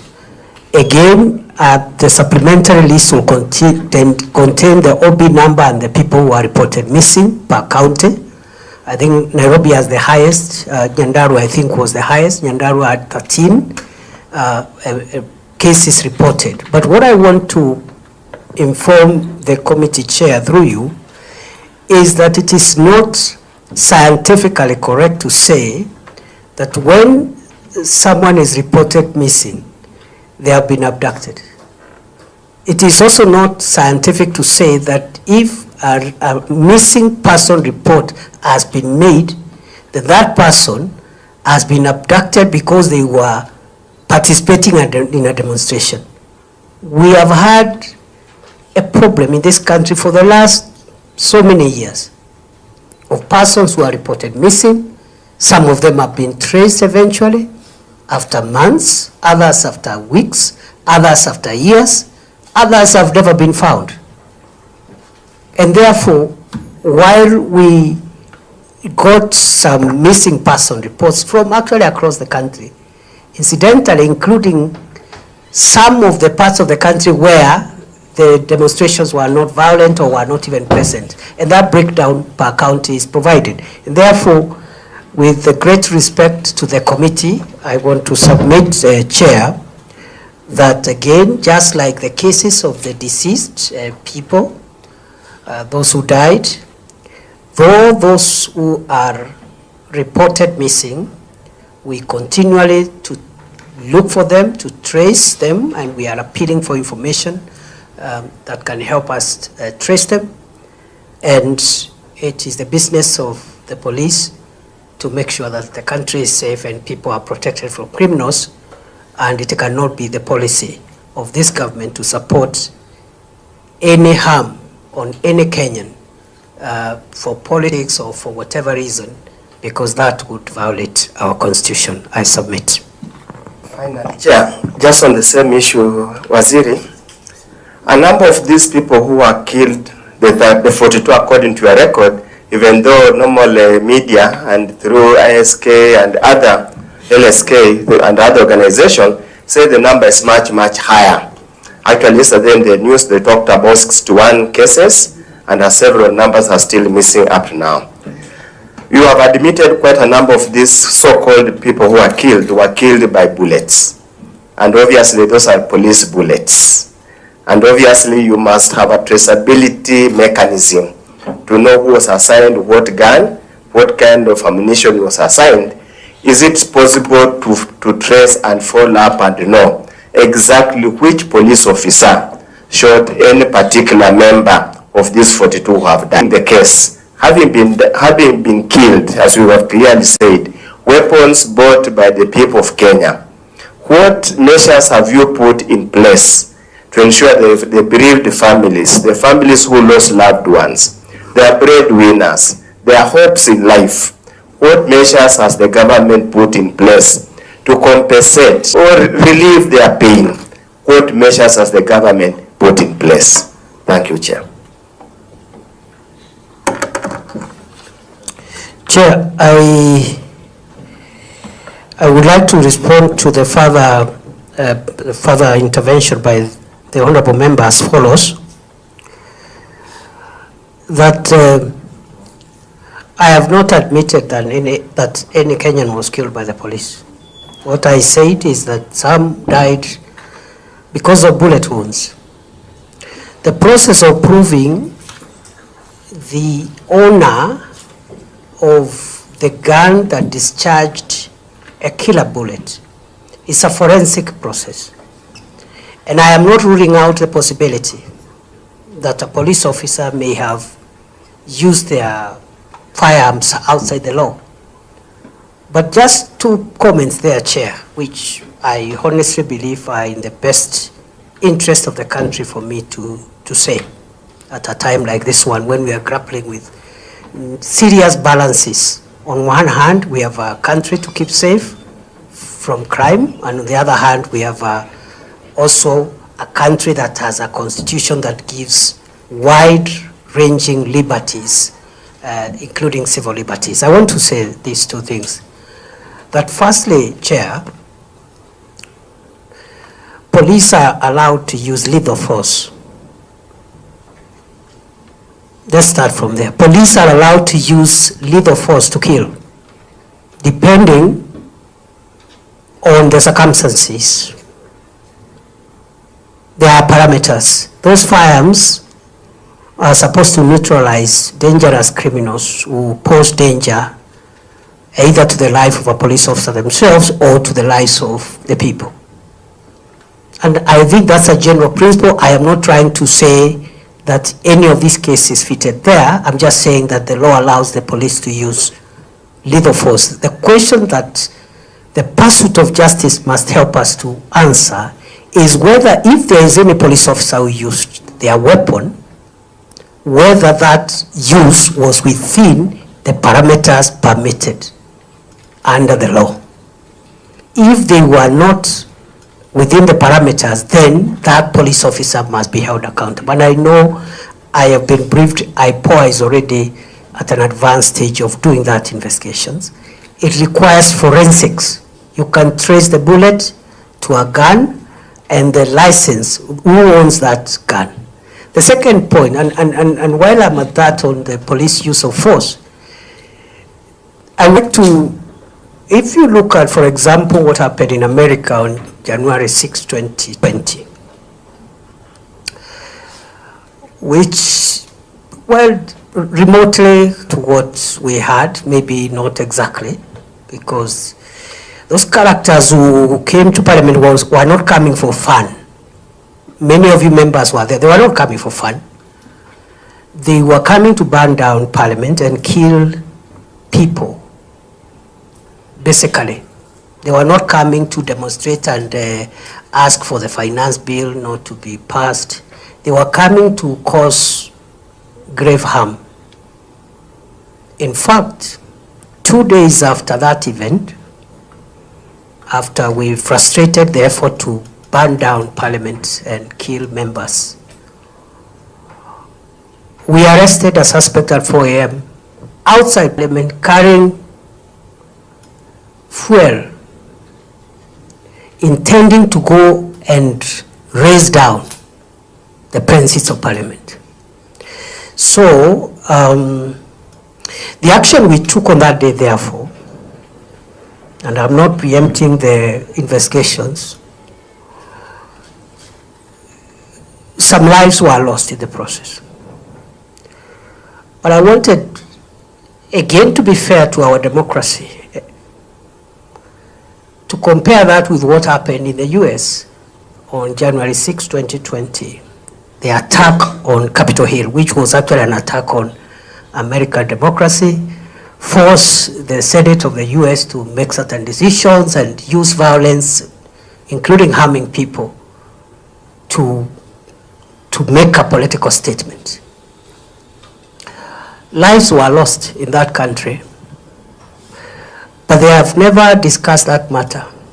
No media, no person has discussed the lives that were lost on Capitol Hill to protect the American democracy. So that contextualization is extremely important. And Chair, I will not pretend, as the country's security minister, I hold the very strong view that for this country to remain sustainable and for our democracy to function, we must, within the Constitution, make sure that the institutions established under our Constitution are protected, because if we overthrow constitutional institutions like Parliament, judiciary, the executive, we have no country. The things we are discussing here, we will not have even this discussion where a parliamentary committee is grilling the security minister, because the country will not be there in the first place. So that is the first contextual matter I wanted to bring. And it is not true to argue or to submit that the police officer cannot use force. If we never applied force on that fateful day in Parliament, we would be talking about a different Kenya, a different scenario. The second and last issue, Honorable Chair, through you, is on the fact that somebody has been shot is not conclusive evidence that they have been shot by a police officer. It's not conclusive. Maybe there's a presumption that that bullet is the bullet of a police officer, but as a person who has practiced law for a quarter of a century, I can say this without fear of contradiction. The fact that somebody has died through a bullet where police officers were trying to control a crowd is not conclusive proof that that person has been killed by a police officer. And that's why the justice systems must help us establish the truth without shielding anybody. If a police officer went outside the law, they must be held accountable. To demonstrate my point, Rongai. In Rongai, we lost, to my mind, I think 2 people. And others were injured. What happened is that criminals invaded somebody's supermarket and started hurting people, and some were stabbed, workers, shoppers, etc. 2 police officers were guarding Equity Bank next to the supermarket, and they were armed. And the law allows a police officer to enforce the law, not necessarily where you are on duty that day, but if you realize there is breakdown of law and order, it is the duty of the police to protect the public. So these 2 officers had tried to contain that invasion of that supermarket and the injury that was being visited on shoppers and so forth. They were only 2, but the crowd was massive. What happened is the criminals actually overpowered them. They took the gun, and one of them, they took the 2 guns, and one of the person who overpowered them actually started shooting at the crowd. So in the process, I would assume, of an investigation, it is possible that perhaps these officers, as they try to contain this situation, could have shot somebody. That is one hypothesis. But the other hypothesis is that the criminal who overpowered these officers actually removed their uniform and started shooting at the crowd, could have used a police gun, but the criminal to kill someone. And of course, these are things that require scientific proof. So the presumption could be it is the police officer, but it could be rebuttable by evidence. And that's why we need to be careful and not condemn law enforcement officers wholesale, but we must condemn individual law enforcement officers who use weapons outside the law. And the only sure way of ascertaining that is through the processes of justice, which are slow and painful, but eventually they lead us to the truth.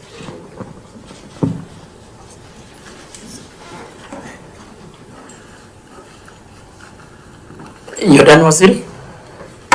Yes, Chair, I submit.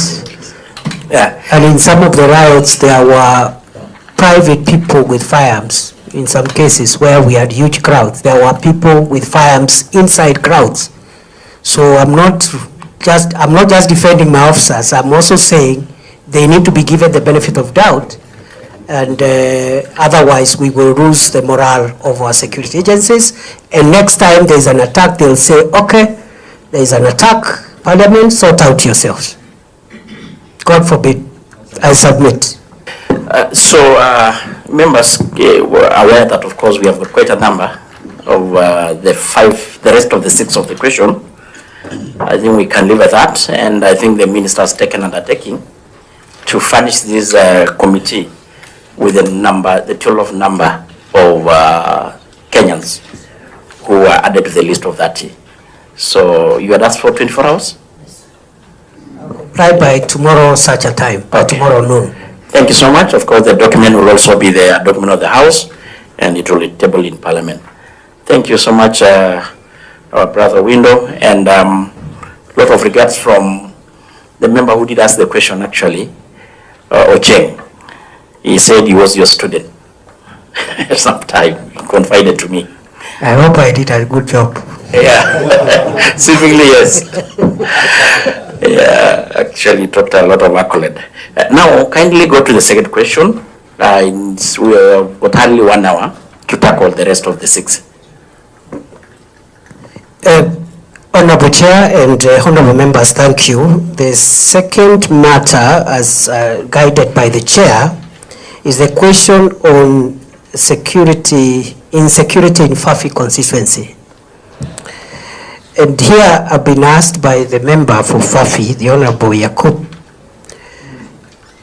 to explain reasons why the government is downgrading security levels by discharging 16 National Police Reservists in Fafi, in Bura East sub-county, who are discharged on 6th August 2024. The second issue is that why 17 NPRs who are volunteered to support our security agencies who are dealing with counter-terrorism there have not been armed, yet they are ready to support the security formations there. Then what actions we are taking to enhance security in the constituency, and then also finally whether we have a record of abductions by Al-Shabaab or even by security agencies. I would like to respond as follows, that the issue of National Police Reservists is guided by the National Police Service Act, and it provides that the role of NPRs is to support the National Police Service as a reserve, and they can be assigned to support Kenya Police or Administration Police in all the areas that the police have mandate on, and this is preservation of peace, protection of life and property, prevention and detection of crime, apprehension of offenders, and enforcement of laws and regulations of our land.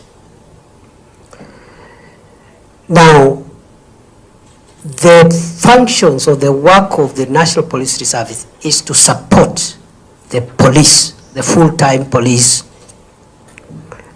deployment.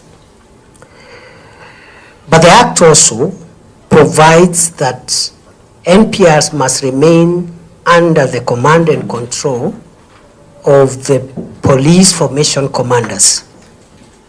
And this command has been delegated by the Inspector General of Police to the sub-county police commander, formerly known as OCPDs. They are the commanders of all the police in that sub-county, including NPRs. The Act also subjects NPRs to discipline, just like other police officers. And therefore, issues of command and control and discipline are of the NPRs is still with the Inspector General of Police, delegated to the sub-county police commanders. So the particular number of officers, NPR officers who were discharged, as the member correctly has pointed out, were discharged in exercise of the command, control, and discipline procedures of the National Police Service vested on the Inspector General. And they were replaced. In that sense, it takes me to the second part of the question. The second part of the question is saying there is already another 17 who wants to be NPRs. And why have they not been armed? And I want to respond as follows. It is not enough to volunteer that you want to be an NPR. That's not the end, it's the starting point, because the NPRs actually are voluntary support formation for the police. We just once in a while give them a small stipend, and we are trying to see how we make that a bit more determinate. But once there is need for NPRs, as is the case here in Fafi, there is a process of vetting. After vetting, training. After training, the arming, that is equipment, and then now they are deployed. So that process is ongoing. We have not refused to deploy, but we will need first to complete the vetting, do the training, which takes sometimes 4 or 5 weeks, and then after that they are armed and then deployed. So we will be doing that shortly. And then thirdly, the member wanted to find out what we are doing in Fafi to strengthen the security there. And I want to accept that Ijara Fafi has really given us a lot of challenges in the last almost 1 year, maybe more. The last 3 years. We've had challenges, security challenges there, and our formations in the northeastern region are adjusting to make sure that we detect where the leakages are and where the gaps are. You know, we have a porous border. Up Mandera, we are trying our best to minimize incursions and cross-border threats. But down on the Garissa side, we have a challenge there. And right now, those two areas, Ijara, Fafi area, is problematic. So what we are doing, Chair, is we are increasing the presence of special forces, what we call formed up units, mainly the RDU, the Rapid Response Deployment Unit, the SOG, the Special Operations Group, and other elite special forces that help us to keep the country free from the threat of terror. We have challenges, and that's why as Security Committee we continually request you to support us with a security budget, because unlike normal or ordinary policing, the fight against terrorism and other organized crime like banditry requires very highly trained and highly equipped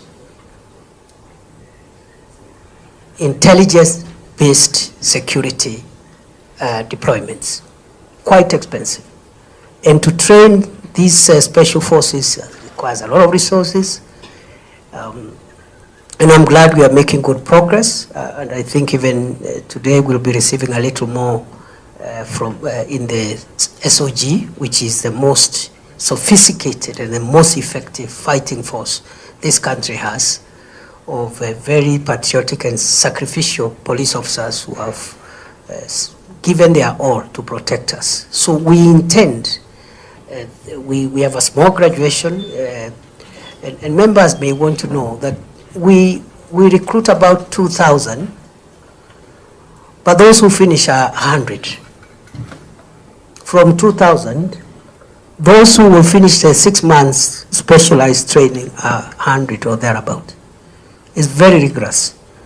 But then what that 100 does is equal to what 10,000 would do in ordinary circumstances. So, Fafi Ijara, I admit, we need to add a few more elite intelligence-led units which can help us address the current situation there. We have registered a lot of progress in Boni Enclave for the last 18 months. And we hope eventually, even against the fight against banditry, where we are 75, 80% done, we are left with 20%. The solution will be in the special forces that will help us get these criminals who have hurt the people of Kenya for a long time. So we are working on that. And of course, we want to involve the communities. That is the last part of the answer. We want to work now with communities to build support for the fight against terror, so that it's not just security-led, government-led. We want to involve communities. NPRs is one entry point, but we want also broader support from elders, and I think we are working on a program between the relevant agencies, National Police Service, National Intelligence Service, and the rest of us. We are trying to work on a program for a more community participatory counter-terrorism, and we should be, this problem, we should get rid of it in a permanent manner if we continue with the current measures we are taking. I submit. We do not have, of course, every missing person, we have a record. And again, if we are asked to supply information, which we want us this time, we can supply the people who's have been reported missing. But our forces do not abduct people, they should not abduct people, but they are highly trained on how to handle counter that response. And you will notice, Honorable Chair, that yesterday I had, my office had forwarded a statement which we asked to amend by the current statement that we submitted this morning. And the reason for that adjustment is as follows, that as I have said, the number of those who died is 42. But that statement had identified up to 30 of the deceased. So what I asked the police to do, I think it was just like, because the information is there, it has always been there. These numbers and who died where, in what circumstances, the context in which they died, some by bullet, others by mob, etc. That information is there. So I discovered that the information given was up to case number 30. So I asked them to update the other 12, because death is a legal consequence. And therefore, what I will be pleading with this committee is to be given 24 hours. You already have the statement that has up to 30 of the deceased. The other 12 could be provided as supplementary information in 24 hours. As I have said many times, the government of Kenya has nothing to hide. If a Kenyan died, we cannot hide the fact that a Kenyan has died. What we need to do is to find out the circumstances under which the Kenyan died and ensure that if there is culpability or culpability by any person, including a security official or a law enforcement agency, justice is served, because the law does not allow death outside what is permitted in law. To that extent, I agree the incompleteness of that response, and I beg for 24 hours to again supplement with a more detailed information that includes the last 12 of the cases that were not included in the list which I had forwarded already to the committee yesterday. Secondly, the member has talked about the policy. He believes that government has a policy on abductions, and I disagree with the member with a lot of respect. It is not true. because policy has to be stated, it has to be articulated. Policy cannot be, it's not nebulous, it's not abstract.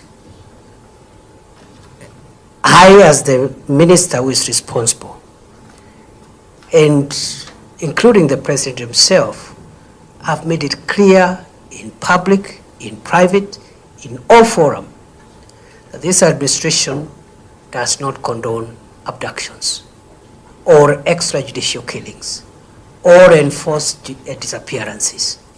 So it is unfair to visit a policy of extrajudicial killings on government unless we are provided with the evidence of policy pronouncement, policy articulation that supports this kind of unlawful behavior.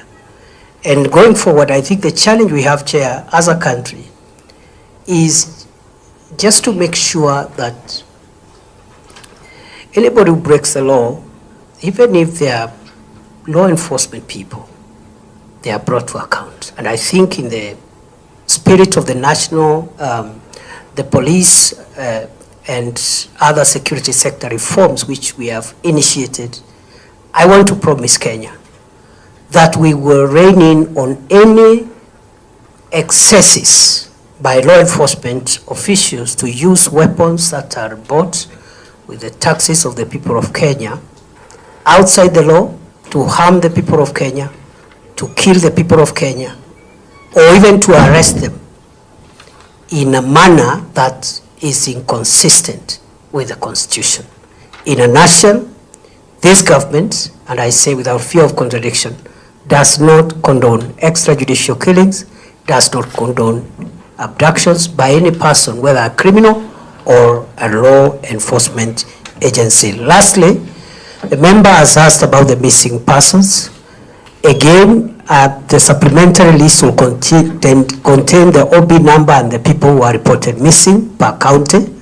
I think Nairobi has the highest, Nyandarua I think was the highest, Nyandarua had 13 cases reported. But what I want to inform the committee chair through you is that it is not scientifically correct to say that when someone is reported missing, they have been abducted.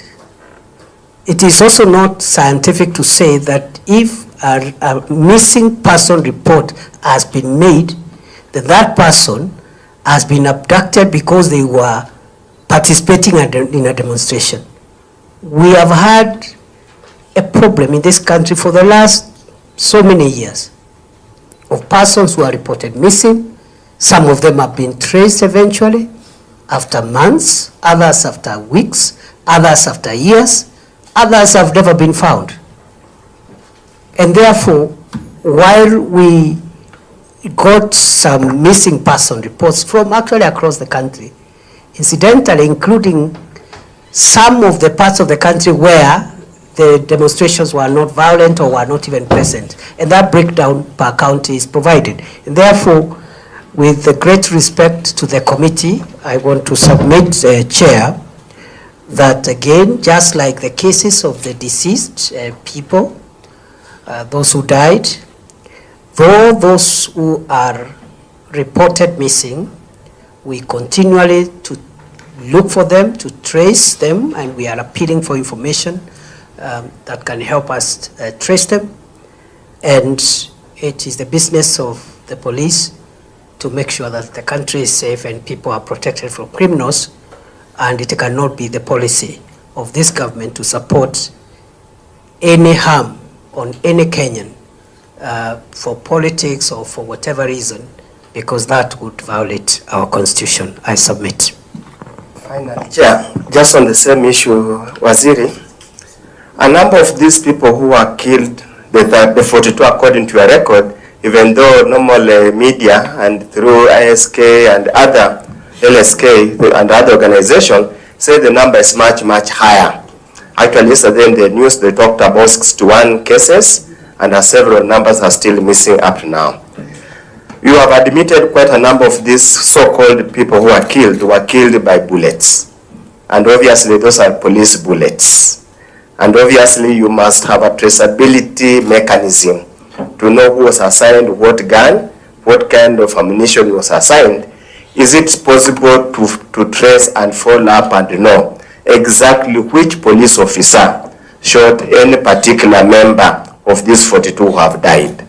And that being the case, having been killed, as we have clearly said, weapons bought by the people of Kenya, what measures have you put in place to ensure the bereaved families, the families who lost loved ones, their breadwinners, their hopes in life, what measures has the government put in place to compensate, even assuage or relieve their pain?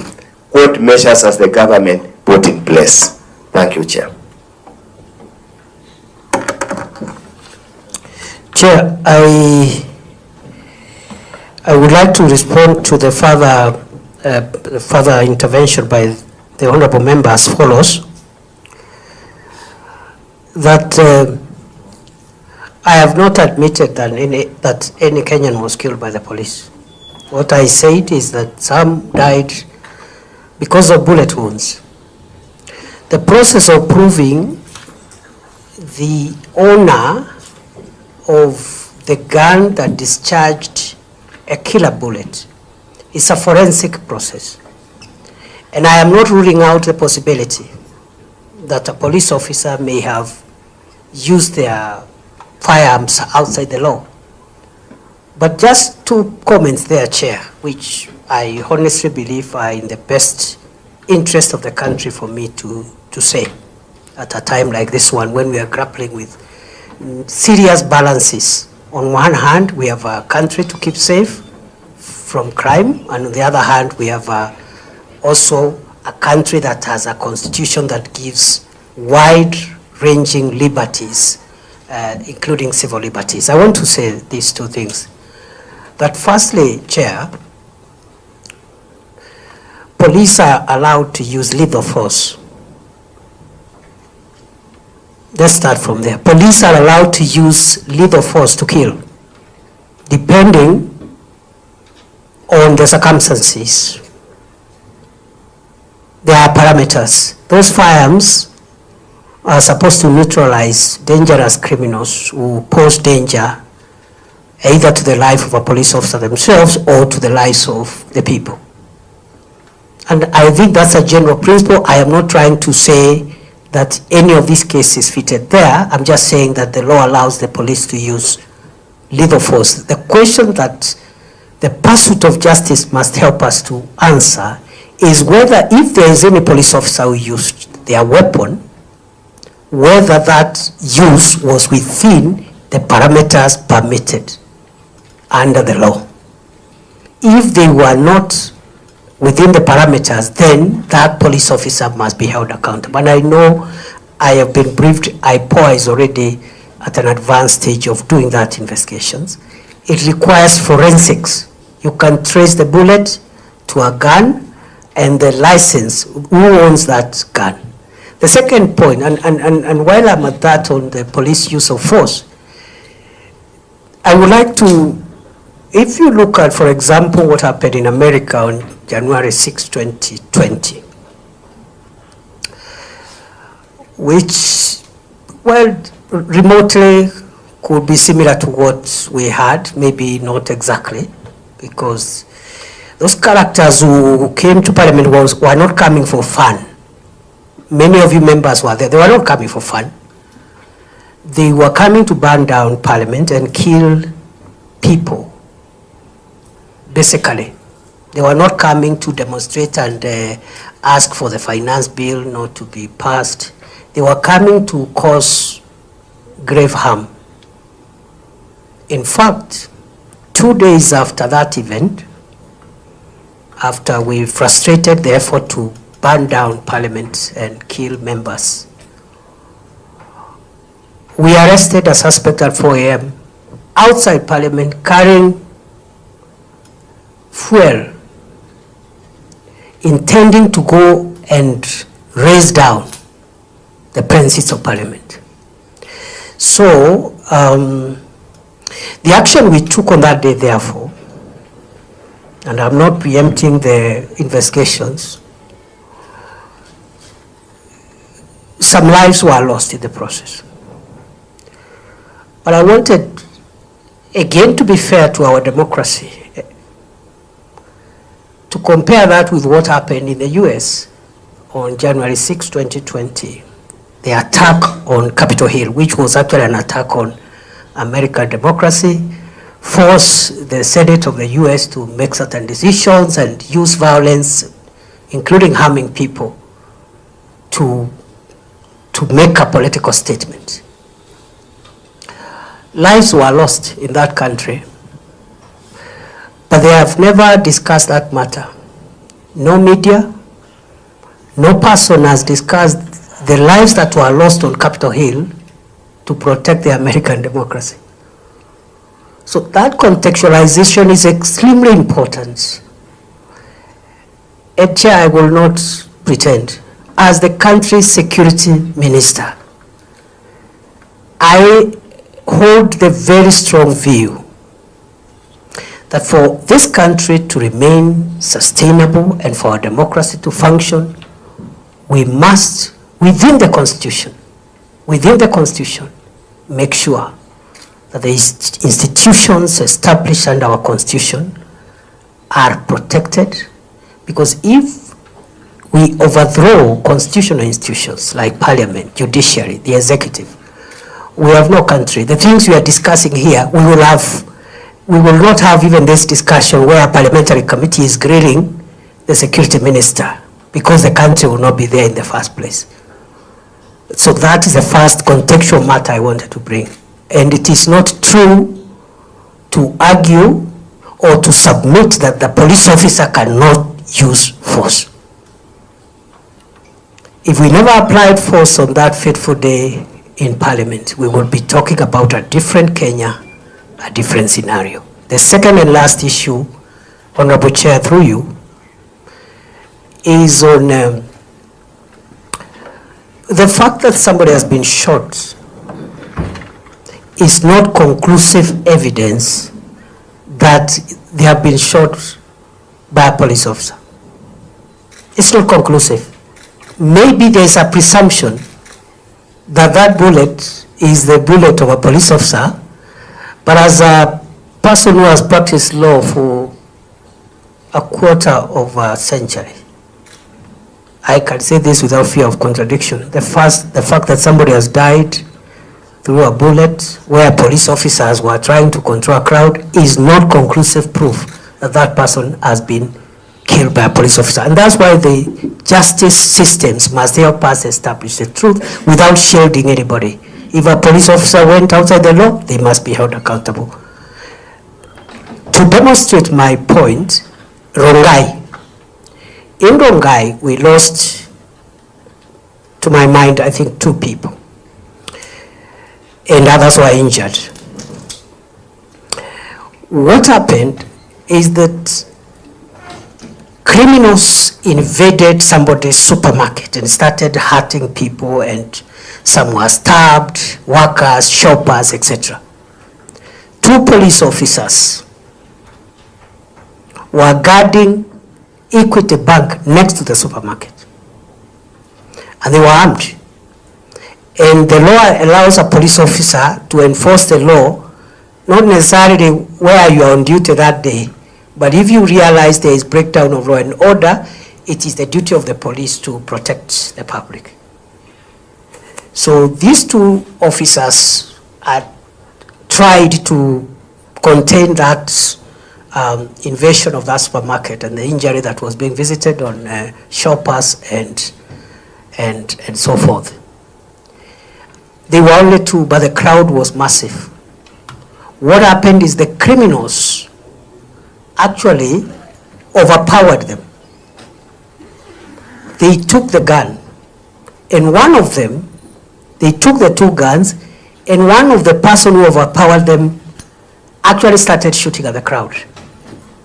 So in the process, I would assume, of an investigation, it is possible that perhaps these officers, as they try to contain this situation, could have shot somebody. That is one hypothesis. But the other hypothesis is that the criminal who overpowered these officers actually and removed their uniform and started shooting at the crowd could have used a police gun, but is a criminal to kill someone.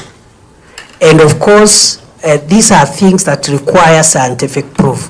So the presumption could be it is the police officer, but it could be rebuttable by evidence. And that's why we need to be careful and not condemn law enforcement officers wholesale, but we must condemn individual law enforcement officers who use weapons outside the law.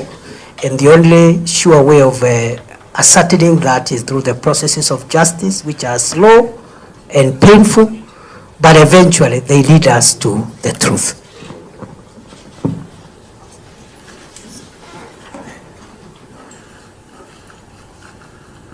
You're done, Waziri? Yes, Chair, I submit. Yeah. And in some of the riots, there were private people with firearms. In some cases where we had huge crowds, there were people with firearms inside crowds. So I'm not just defending my officers. I'm also saying they need to be given the benefit of doubt, and otherwise we will lose the morale of our security agencies. And next time there's an attack, they'll say, okay, there's an attack, Parliament, sort out yourselves. God forbid. I submit. Members were aware that, of course, we have got quite a number of the rest of the 6 of the question. I think we can leave at that, and I think the minister has taken undertaking to furnish this committee with the total number of Kenyans who are added to the list of 30. So you had asked for 24 hours? Right by tomorrow such a time, by tomorrow noon. Thank you so much. Of course, the document will also be the document of the House, and it will be tabled in Parliament. Thank you so much, our brother Window, and a lot of regards from the member who did ask the question, actually, Ocheng. He said he was your student. Sometime he confided to me. I hope I did a good job. Yeah, seemingly yes. Yeah, actually talked a lot of accolade. Now, kindly go to the second question. We have got only 1 hour to tackle the rest of the 6. Honorable Chair and honorable members, thank you. The second matter, as guided by the Chair, is the question on insecurity in Fafi constituency. And here I've been asked by the member for Fafi, the Honorable Yakub, to explain reasons why the government is downgrading security levels by discharging 16 National Police Reservists in Fafi, in Bura East sub-county, who are discharged on 6th August 2024. The second issue is that why 17 NPRs who are volunteered to support our security agencies who are dealing with counter-terrorism there have not been armed, yet they are ready to support the security formations there. Then what actions we are taking to enhance security in the constituency, and then also finally whether we have a record of abductions by Al-Shabaab or even by security agencies. I would like to respond as follows, that the issue of National Police Reservists is guided by the National Police Service Act, and it provides that the role of NPRs is to support the National Police Service as a reserve, and they can be assigned to support Kenya Police or Administration Police in all the areas that the police have mandate on, and this is preservation of peace, protection of life and property, prevention and detection of crime, apprehension of offenders, and enforcement of laws and regulations of our land. Now, The functions or the work of the National Police Service is to support the police, the full-time police deployment. But the Act also provides that NPRs must remain under the command and control of the police formation commanders. And these commanders be delegated by the Inspector General of Police to the sub-county police commander, formerly known as OCPDs. They are the commanders of all the police in that sub-county, including NPRs. The Act also subjects NPRs to discipline, just like other police officers. And therefore, issues of command and control and discipline are of the NPRs is still with the Inspector General of Police delegated to the sub-county police commanders. So the particular number of officers, NPR officers who were discharged, as the member correctly has pointed out, were discharged in exercise of the command, control, and discipline procedures of the National Police Service vested on the Inspector General. And they were replaced. In that sense, it takes me to the second part of the question. The second part of the question is saying there is already another 17 who wants to be NPRs. And why have they not been armed? And I want to respond as follows. It is not enough to volunteer that you want to be an NPR. That's not the end, it's the starting point, because the NPRs actually are voluntary support formation for the police. We just once in a while give them a small stipend, and we are trying to see how we make that a bit more determinate. But once there is need for NPRs, as is the case here in Fafi, there is a process of vetting. After vetting, training. After training, the arming, that is equipment, and then now they are deployed. So that process is ongoing. We have not refused to deploy, but we will need first to complete the vetting, do the training, which takes sometimes 4 or 5 weeks, and then after that they are armed and then deployed. So we will be doing that shortly. And then thirdly, the member wanted to find out what we are doing in Fafi to strengthen the security there. And I want to accept that Ijara Fafi has really given us a lot of challenges in the last almost 1 year, maybe more, the last 3 years. We've had challenges, security challenges there, and our formations in the northeastern region are adjusting to make sure that we detect where the leakages are and where the gaps are. You know, we have a porous border. Up Mandera, we are trying our best to minimize incursions and cross-border threats.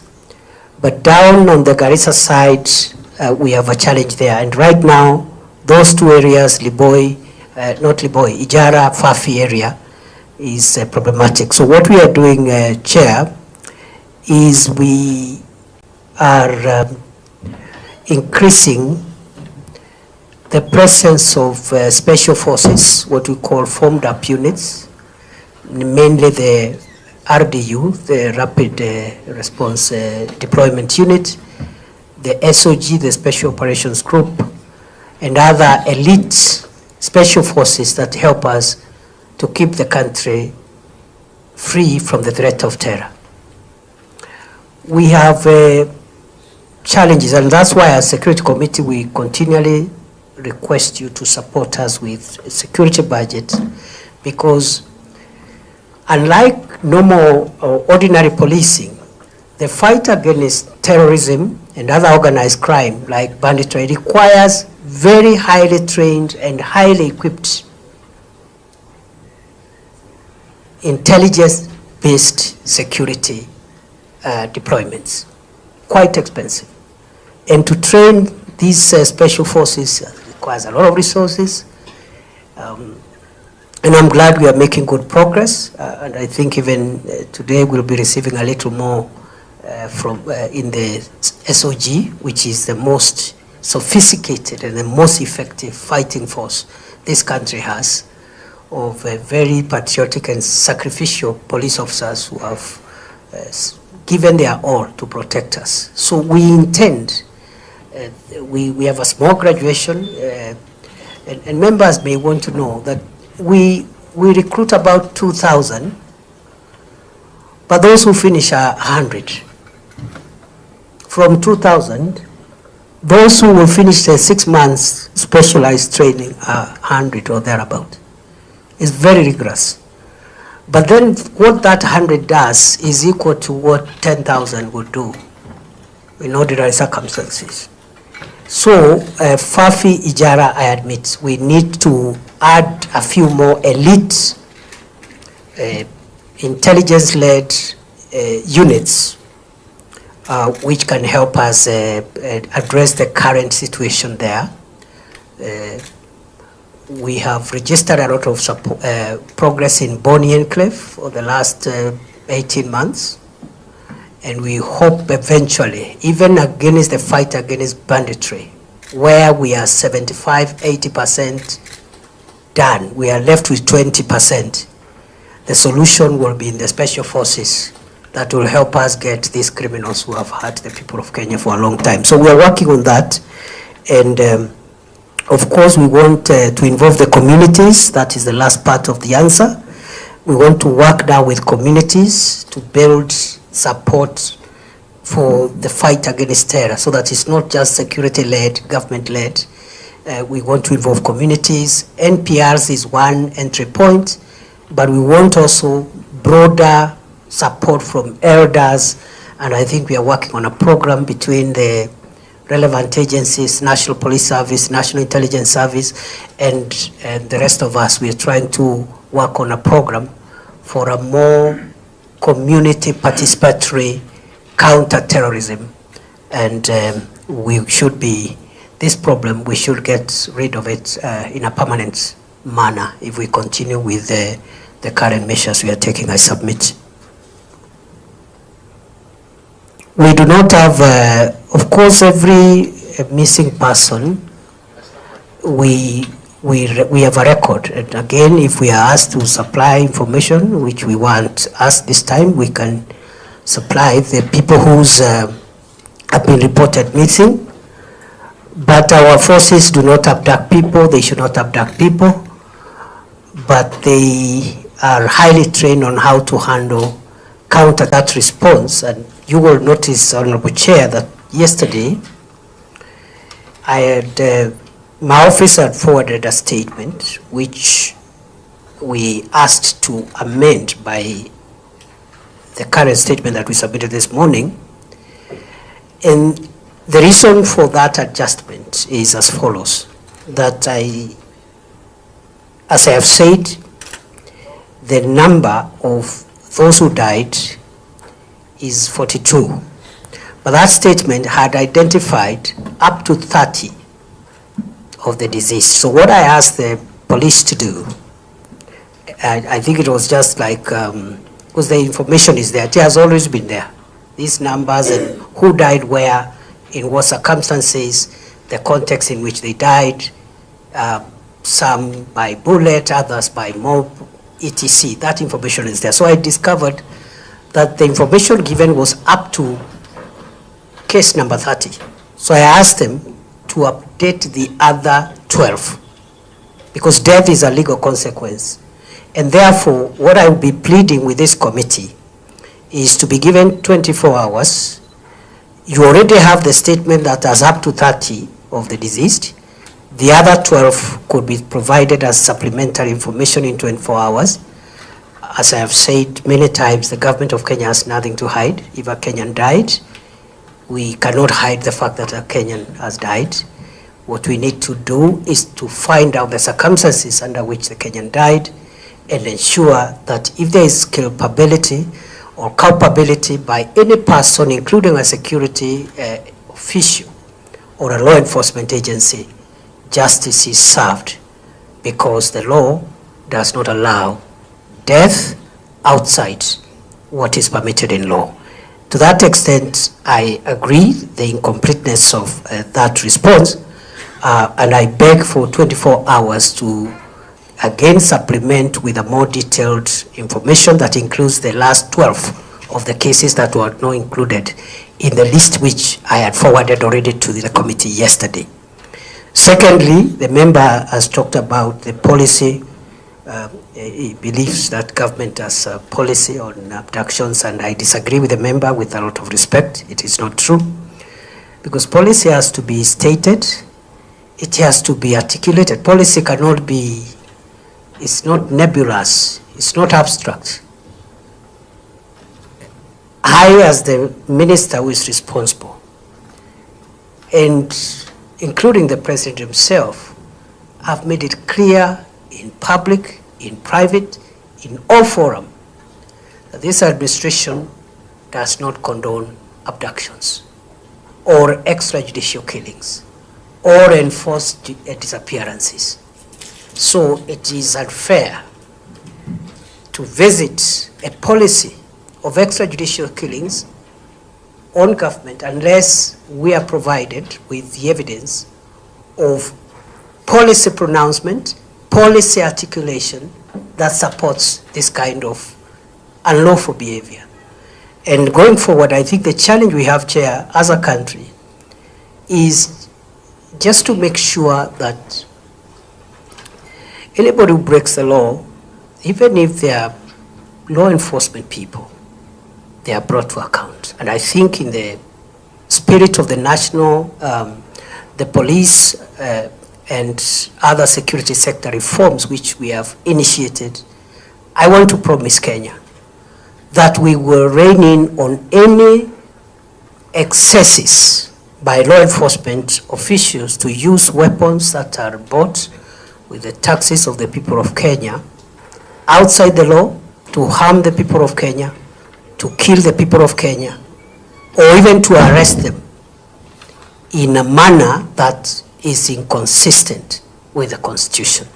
In a nutshell, this government, and I say without fear of contradiction, does not condone extrajudicial killings, does not condone abductions by any person, whether a criminal or a law enforcement agency. Lastly, the member has asked about the missing persons.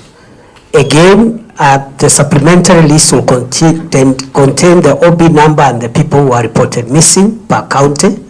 I think Nairobi has the highest, Nyandarua I think was the highest, Nyandarua had 13 cases reported. But what I want to inform the committee chair through you is that it is not scientifically correct to say that when someone is reported missing, they have been abducted.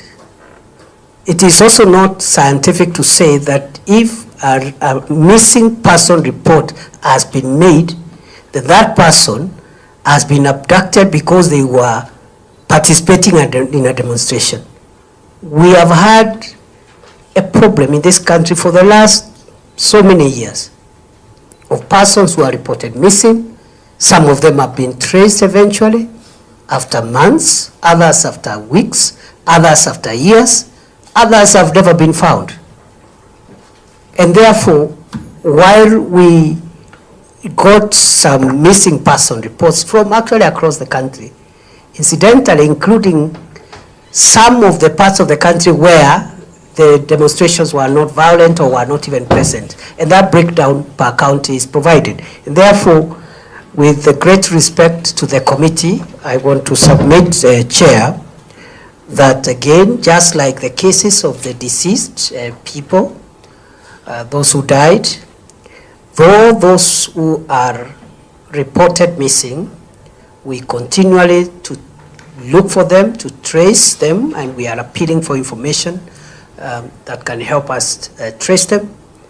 And it is the business of the police to make sure that the country is safe and people are protected from criminals, and it cannot be the policy of this government to support any harm on any Kenyan for politics or for whatever reason, because that would violate our constitution. I submit. Finally, Chair, just on the same issue, Waziri, a number of these people who were killed, the 42 according to your record, even though normal media and through ISK and other LSK and other organizations say the number is much, much higher.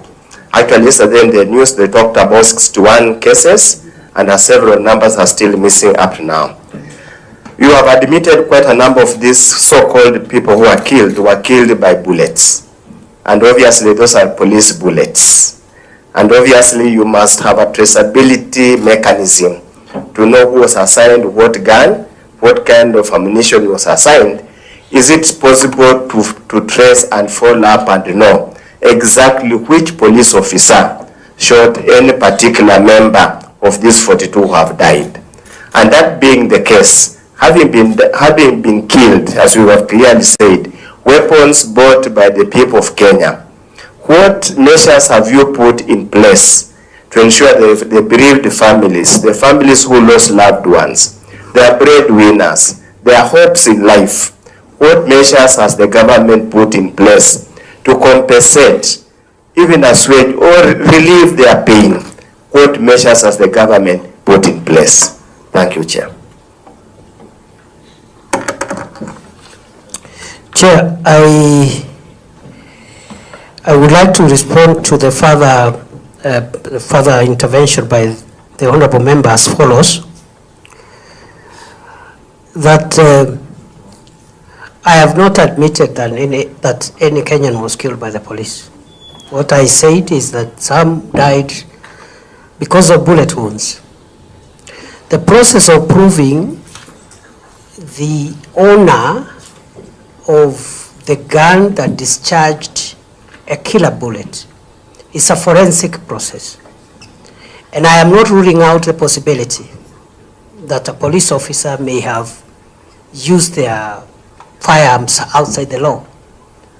But just 2 comments there, Chair, which I honestly believe are in the best interest of the country for me to say at a time like this one, when we are grappling with serious balances. On one hand, we have a country to keep safe from crime, and on the other hand, we have also a country that has a constitution that gives wide-ranging liberties, including civil liberties. I want to say these 2 things.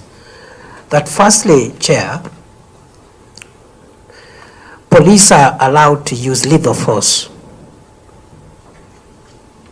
Let's start from there. Police are allowed to use lethal force to kill, depending on the circumstances. There are parameters. Those firearms are supposed to neutralize dangerous criminals who pose danger either to the life of a police officer themselves or to the lives of the people.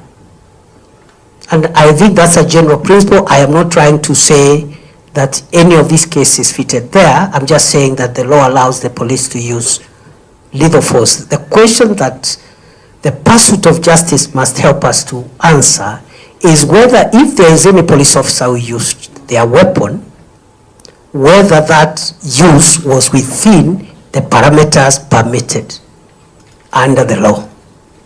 If they were not within the parameters, then that police officer must be held accountable. And I know I have been briefed, IPOA is already at an advanced stage of doing that investigations. It requires forensics. You can trace the bullet to a gun and the license, who owns that gun. The second point, and while I'm at that on the police use of force, I would like to, if you look at, for example, what happened in America on January 6, 2020, which, well, remotely could be similar to what we had, maybe not exactly, because those characters who came to Parliament were not coming for fun. many of you members were there. They were not coming for fun. They were coming to burn down Parliament and kill people, basically. They were not coming to demonstrate and ask for the finance bill not to be passed. They were coming to cause grave harm. In fact, 2 days after that event, after we frustrated the effort to burn down Parliament and kill members, we arrested a suspect at 4 a.m. outside Parliament carrying fuel, intending to go and raise down the premises of Parliament. So, the action we took on that day, therefore, and I'm not preempting the investigations, some lives were lost in the process. But I wanted, again, to be fair to our democracy,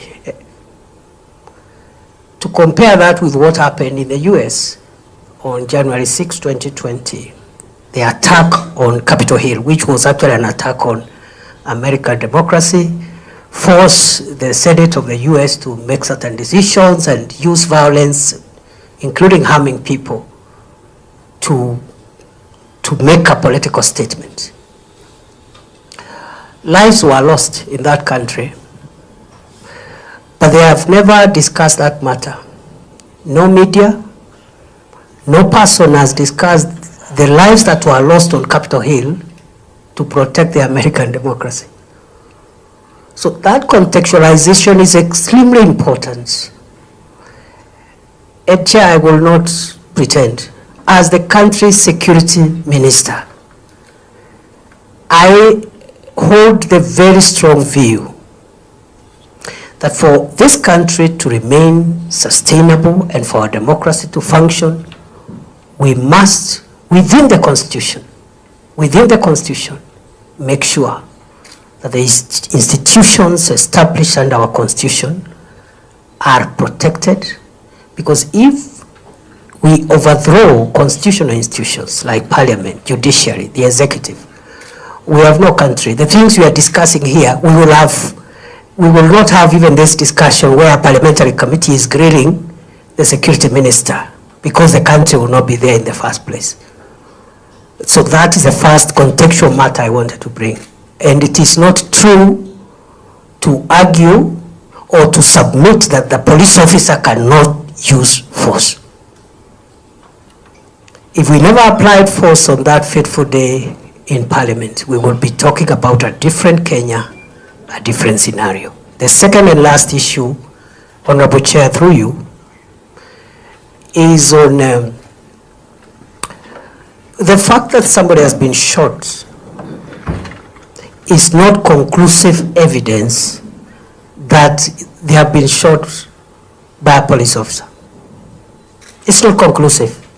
Maybe there's a presumption that that bullet is the bullet of a police officer, but as a person who has practiced law for a quarter of a century, I can say this without fear of contradiction. The fact that somebody has died through a bullet where police officers were trying to control a crowd is not conclusive proof that that person has been killed by a police officer. And that's why the justice systems must help us establish the truth without shielding anybody.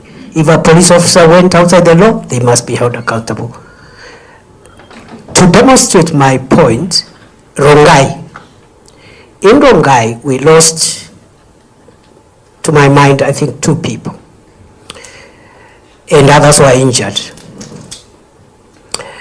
What happened is that criminals invaded somebody's supermarket and started hurting people, and some were stabbed, workers, shoppers, etc. 2 police officers were guarding Equity Bank next to the supermarket, and they were armed.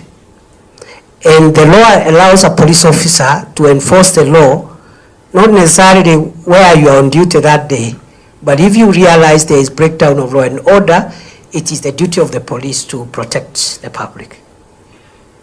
So these two officers had tried to contain that invasion of that supermarket and the injury that was being visited on shoppers and so forth. They were only two, but the crowd was massive. What happened is the criminals actually overpowered them. They took the gun, and one of them, they took the two guns, and one of the person who overpowered them actually started shooting at the crowd. So in the process, I would assume, of an investigation, it is possible that perhaps these officers, as they tried to contain this situation, could have shot somebody. That is one hypothesis. But the other hypothesis is that the criminal who overpowered these officers actually had removed their uniform and started shooting at the crowd, could have used a police gun, but is a criminal to kill someone. And of course, these are things that require scientific proof. So the presumption could be it is the police officer, but it could be rebuttable by evidence. And that's why we need to be careful and not condemn law enforcement officers wholesale, but we must condemn individual law enforcement officers who use weapons outside the law. And the only sure way of ascertaining that is through the processes of justice, which are slow and painful, but eventually they lead us to the truth.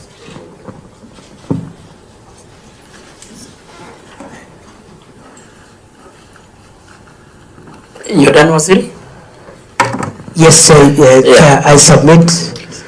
Yeah. And in some of the riots, there were private people with firearms. In some cases where we had huge crowds, there were people with firearms inside crowds.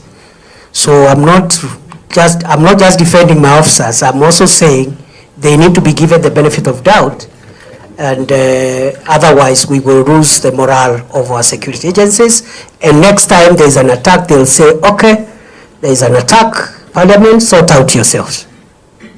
God forbid. I submit.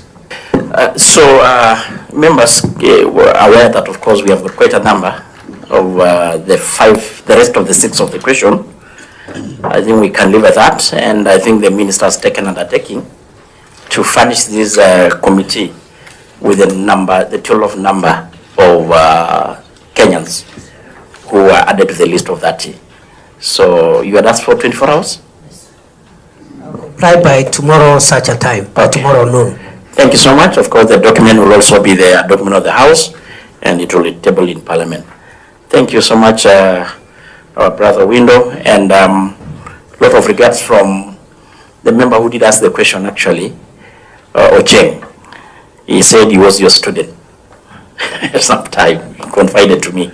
I hope I did a good job. Yeah, seemingly yes. Yeah, actually talked a lot of accolade. Now, kindly go to the second question. We have got hardly 1 hour to tackle the rest of the 6. Honorable Chair and honorable members, thank you. The second matter, as guided by the Chair, is the question on insecurity in Fafi constituency. And here I've been asked by the member for Fafi, the Honorable Yakub, to explain reasons why the government is downgrading security levels by discharging 16 National Police Reservists in Fafi, in Bura East Sub-County, who are discharged on 6th August 2024.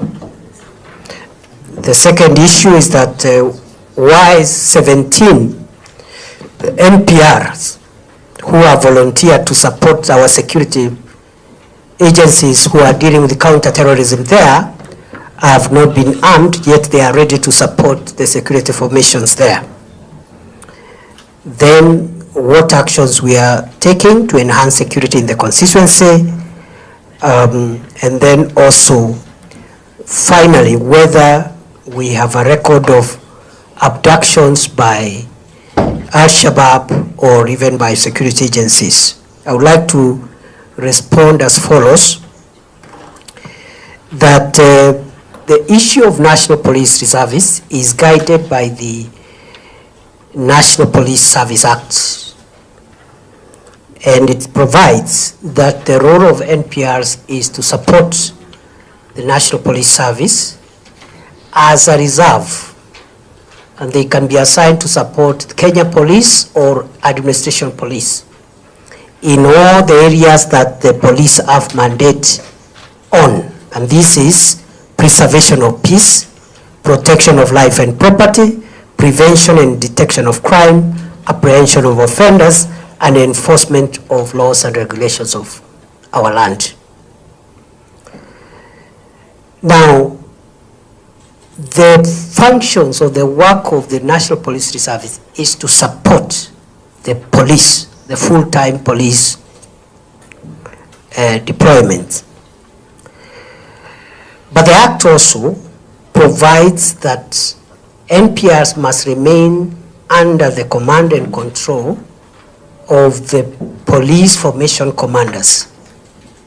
And this command has been delegated by the Inspector General of Police to the Sub-County Police Commander, formerly known as OCPDs.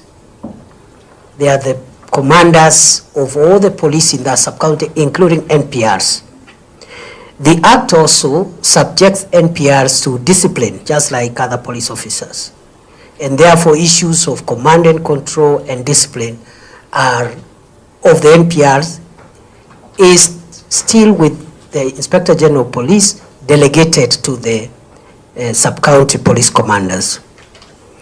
So the particular number of officers, NPR officers who were discharged, as the member correctly has pointed out, were discharged in exercise of the command, control, and discipline procedures of the National Police Service vested on the Inspector General. And they were replaced. In that sense, it takes me to the second part of the question. The second part of the question is saying there is already another 17 who wants to be NPRs. And why have they not been armed? And I want to respond as follows. It is not enough to volunteer that you want to be an NPR. That's not the end, it's the starting point, because the NPRs actually are voluntary support formation for the police. We just once in a while give them a small stipend, and we are trying to see how we make that a bit more determinate. But once there is need for NPRs, as is the case here in Fafi, there is a process of vetting. After vetting, training. After training, the arming, that is equipment, and then now they are deployed. So that process is ongoing. We have not refused to deploy, but we will need first to complete the vetting, do the training, which takes sometimes 4 or 5 weeks, and then after that they are armed and then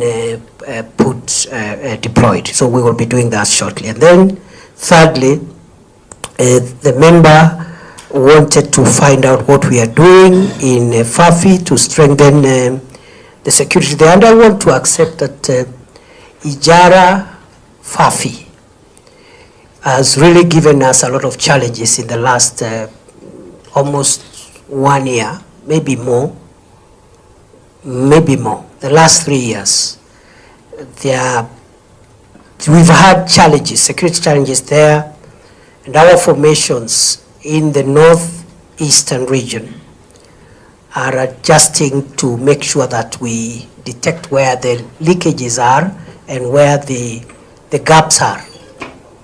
You know, we have a porous border. Up Mandera, we are trying our best to minimize incursions and cross-border threats. But down on the Garissa side, we have a challenge there. And right now, those two areas, Ijara, Fafi area, is problematic. So what we are doing, Chair, is we are increasing the presence of special forces, what we call formed up units, mainly the RDU, the Rapid Response Deployment Unit, the SOG, the Special Operations Group, and other elite special forces that help us to keep the country free from the threat of terror. We have challenges, and that's why as Security Committee we continually request you to support us with a security budget, because unlike normal or ordinary policing, the fight against terrorism and other organized crime like banditry requires very highly trained and highly equipped intelligence-based security deployments, quite expensive. And to train these special forces requires a lot of resources. And I'm glad we are making good progress. And I think even today we'll be receiving a little more from in the SOG, which is the most sophisticated and the most effective fighting force this country has, of very patriotic and sacrificial police officers who have given their all to protect us. So we intend, we have a small graduation, and members may want to know that we recruit about 2,000, but those who finish are 100. From 2,000, those who will finish the 6 months specialized training are 100 or thereabout. It's very rigorous. But then what that 100 does is equal to what 10,000 would do in ordinary circumstances. So, Fafi Ijara, I admit, we need to add a few more elite intelligence-led units which can help us address the current situation there. We have registered a lot of progress in Bonny Enclave for the last 18 months. And we hope eventually, even against the fight against banditry, where we are 75–80% done, we are left with 20%. The solution will be in the special forces that will help us get these criminals who have hurt the people of Kenya for a long time. So we are working on that. And of course, we want to involve the communities. That is the last part of the answer. We want to work now with communities to build support for the fight against terror, so that it's not just security-led, government-led. We want to involve communities. NPRs is one entry point, but we want also broader support from elders, and I think we are working on a program between the relevant agencies, National Police Service, National Intelligence Service, and the rest of us. We are trying to work on a program for a more community participatory counter-terrorism, and we should be, this problem, we should get rid of it in a permanent manner if we continue with the current measures we are taking. I submit.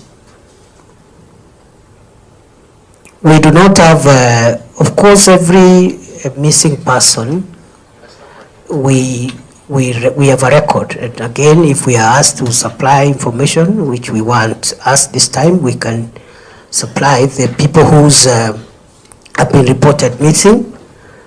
But our forces do not abduct people, they should not abduct people, but they are highly trained on how to handle counter that response. And you will notice, Honorable Chair, that yesterday I had, my office had forwarded a statement which we asked to amend by the current statement that we submitted this morning.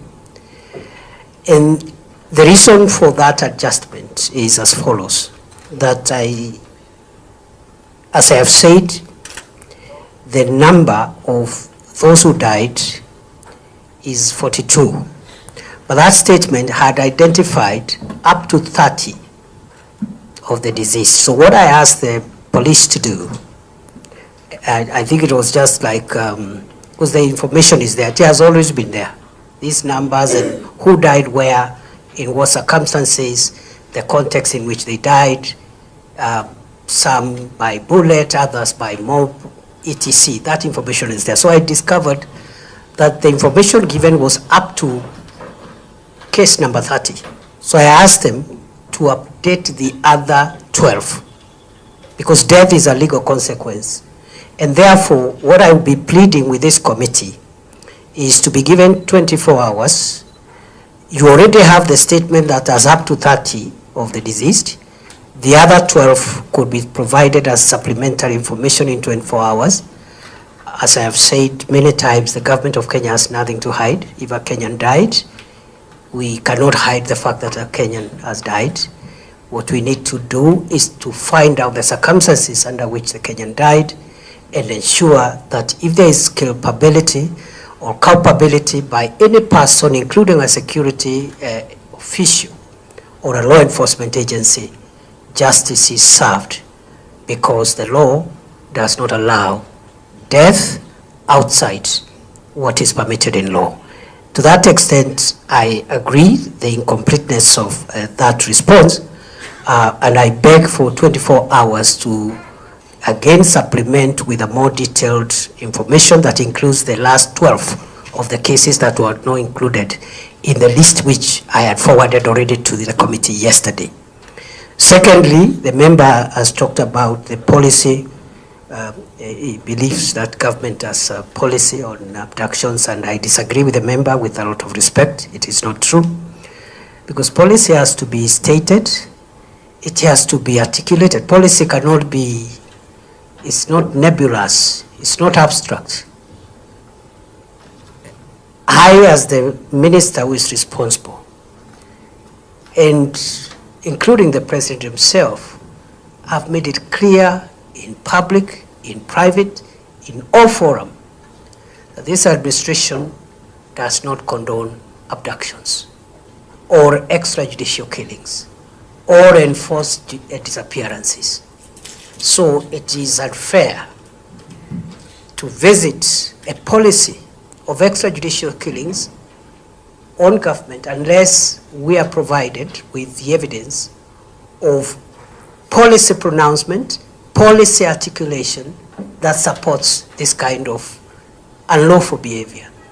And going forward, I think the challenge we have, Chair, as a country, is just to make sure that anybody who breaks the law, even if they are law enforcement people, they are brought to account. And I think in the spirit of the national, the police and other security sector reforms which we have initiated, I want to promise Kenya that we will rein in on any excesses by law enforcement officials to use weapons that are bought with the taxes of the people of Kenya outside the law to harm the people of Kenya, to kill the people of Kenya, or even to arrest them in a manner that is inconsistent with the Constitution.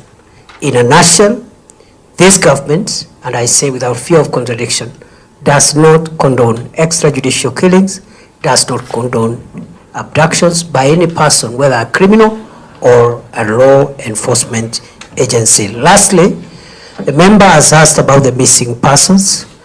Again, the supplementary list will contain the OB number and the people who are reported missing per county. I think Nairobi has the highest, Nyandarua I think was the highest. Nyandarua had 13 cases reported. But what I want to inform the committee chair through you is that it is not scientifically correct to say that when someone is reported missing, they have been abducted. It is also not scientific to say that if a missing person report has been made, then that person has been abducted because they were participating in a demonstration. We have had a problem in this country for the last so many years of persons who are reported missing. Some of them have been traced eventually after months, others after weeks, others after years, others have never been found.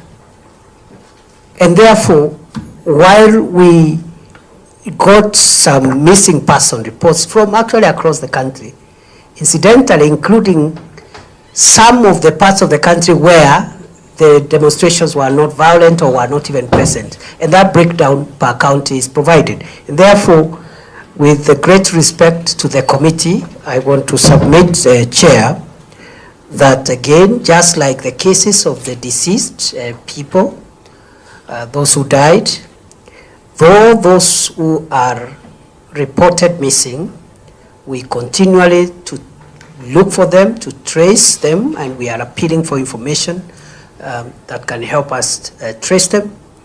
And it is the business of the police. Country is safe and people are protected from criminals, and it cannot be the policy of this government to support any harm on any Kenyan for politics or for whatever reason, because that would violate our constitution. I submit. Finally, Chair, just on the same issue, Waziri, a number of these people who were killed, the 42 according to your record, even though normal media and through ISK and other LSK and other organizations say the number is much, much higher. Actually, yesterday in the news, they talked about 61 cases, and several numbers are still missing up to now. You have admitted quite a number of these so-called people who were killed by bullets. And obviously, those are police bullets. And obviously, you must have a traceability mechanism to know who was assigned what gun, what kind of ammunition was assigned. Is it possible to trace and follow up and know exactly which police officer shot any particular member of these 42 who have died? And that being the case, having been killed, as we have clearly said, weapons bought by the people of Kenya, what measures have you put in place to ensure the bereaved families, the families who lost loved ones, their breadwinners, their hopes in life, what measures has the government put in place to compensate, even assuage or relieve their pain? What measures has the government put in place? Thank you, Chair.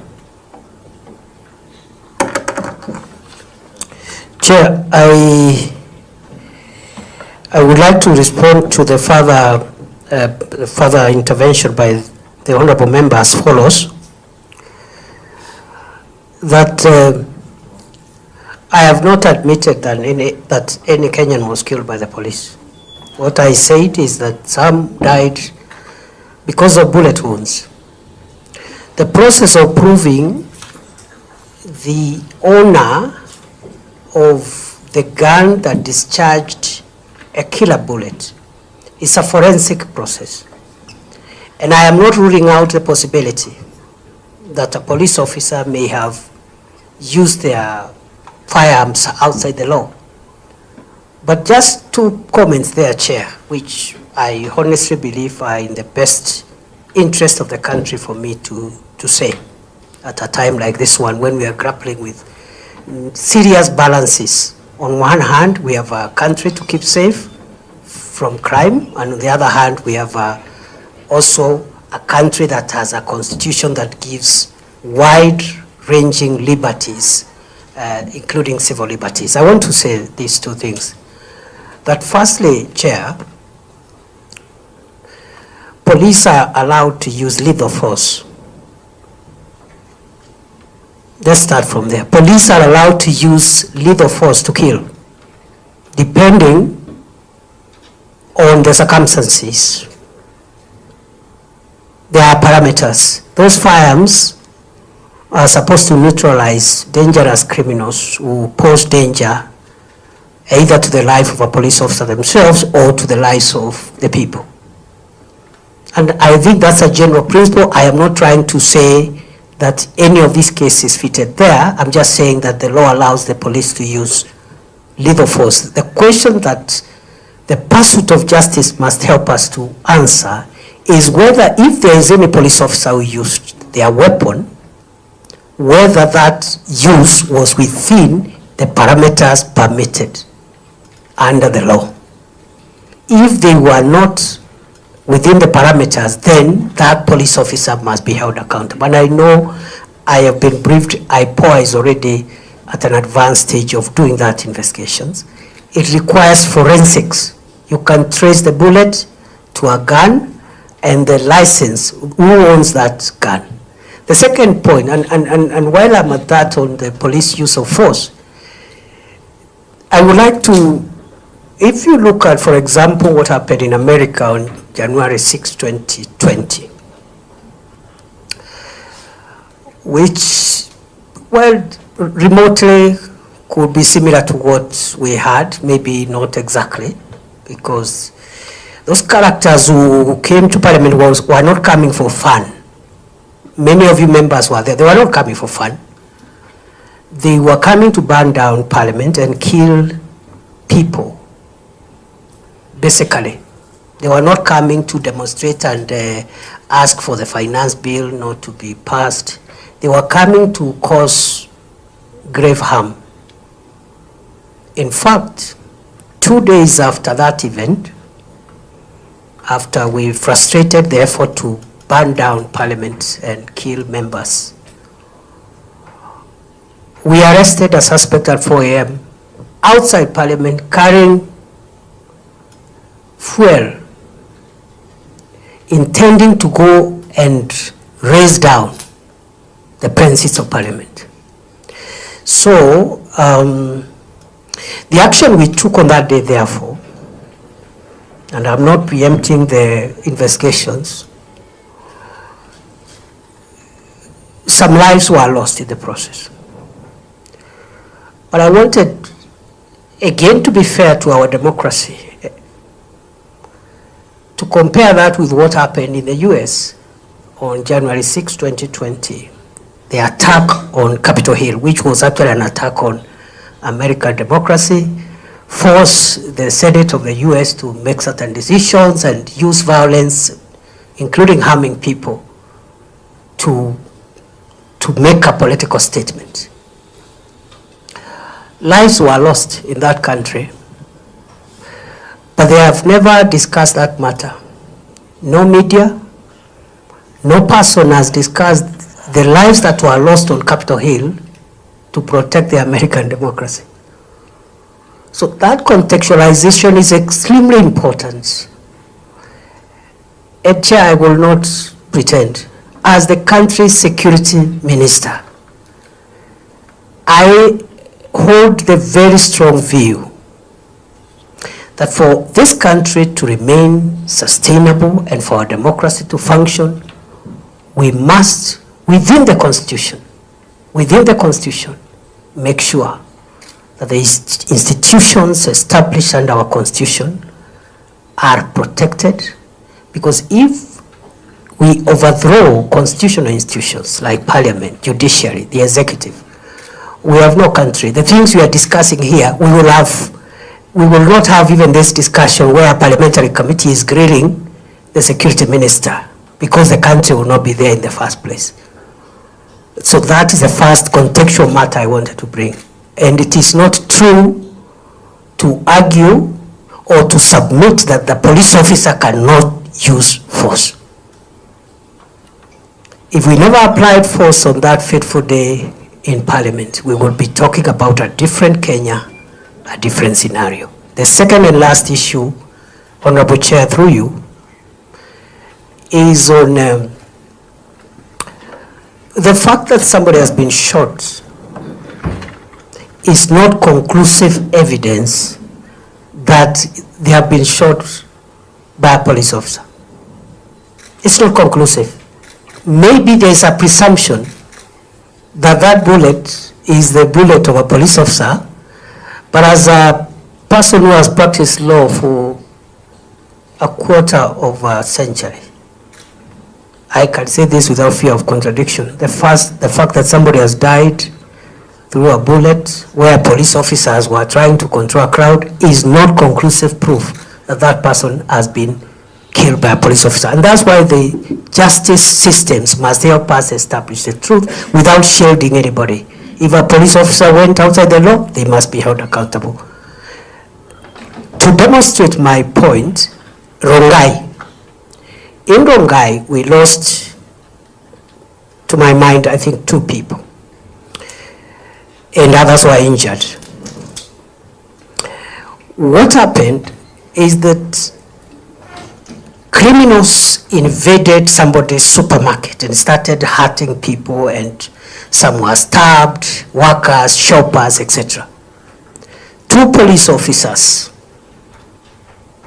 were guarding Equity Bank next to the supermarket, and they were armed. And the law allows a police officer to enforce the law, not necessarily where you are on duty that day, but if you realize there is breakdown of law and order, it is the duty of the police to protect the public. So these 2 officers tried to contain that invasion of that supermarket and the injury that was being visited on shoppers and so forth. They were only 2, but the crowd was massive. What happened is the criminals actually overpowered them. They took the gun, and one of them, they took the 2 guns, and one of the person who overpowered them actually started shooting at the crowd. So in the process, I would assume, of an investigation, it is possible that perhaps these officers, as they try to contain this situation, could have shot somebody. That is one hypothesis. But the other hypothesis is that the criminal who overpowered these officers actually and removed their uniform and started shooting at the crowd could have used a police gun, but the criminal to kill someone. And of course, these are things that require scientific proof. So the presumption could be it is the police officer, but it could be rebuttable by evidence. And that's why we need to be careful and not condemn law enforcement officers wholesale, but we must condemn individual law enforcement officers who use weapons outside the law. And the only sure way of ascertaining that is through the processes of justice, which are slow and painful, but eventually they lead us to the truth.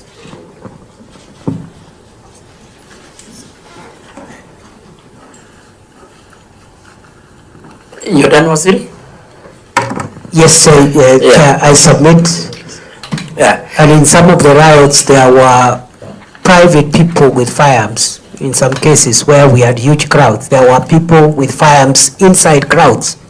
So I'm not just defending my officers. I'm also saying they need to be given the benefit of doubt, and otherwise we will lose the morale of our security agencies. And next time there's an attack, they'll say, okay, there's an attack, Parliament, sort out yourselves. God forbid. I submit. Members were aware that, of course, we have got quite a number of the rest of the 6 of the question. I think we can leave at that, and I think the minister has taken undertaking to furnish this committee with the total number of Kenyans who are added to the list of 30. So you had asked for 24 hours? Right by tomorrow such a time, by tomorrow noon. Thank you so much. Of course, the document will also be the document of the House, and it will be tabled in Parliament. Thank you so much, our brother Window, and lot of regards from the member who did ask the question, actually, Ocheng. He said he was your student at some time. He confided to me. I hope I did a good job. Yeah, seemingly yes. Yeah, actually talked a lot of accolade. Now, kindly go to the second question. We have got only 1 hour to tackle the rest of the 6. Honorable Chair and honorable members, thank you. The second matter, as guided by the Chair, is the question on insecurity in Fafi constituency. And here I've been asked by the member for Fafi, the Honorable Yakub, to explain reasons why the government is downgrading security levels by discharging 16 National Police Reservists in Fafi in Bura East sub-county, who were discharged on 6th August 2024.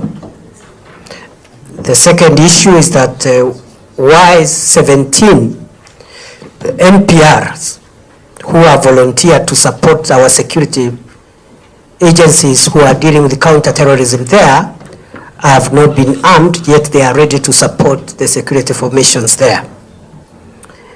Then what actions we are taking to enhance security in the constituency, and then also finally whether we have a record of abductions by Al-Shabaab or even by security agencies.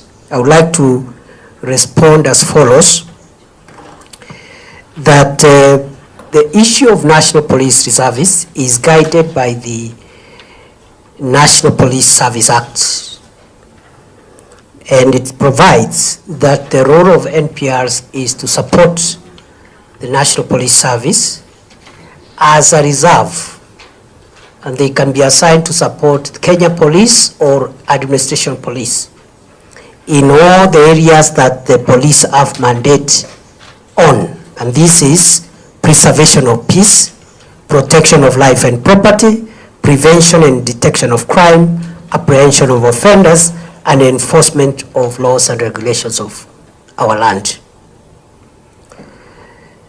Now, the functions of the work of the National Police Reserve is to support the police, the full-time police deployment. But the Act also provides that NPRs must remain under the command and control of the police formation commanders. And this command has been delegated by the Inspector General of Police to the sub-county police commander, formerly known as OCPDs. They are the commanders of all the police in that sub-county, including NPRs.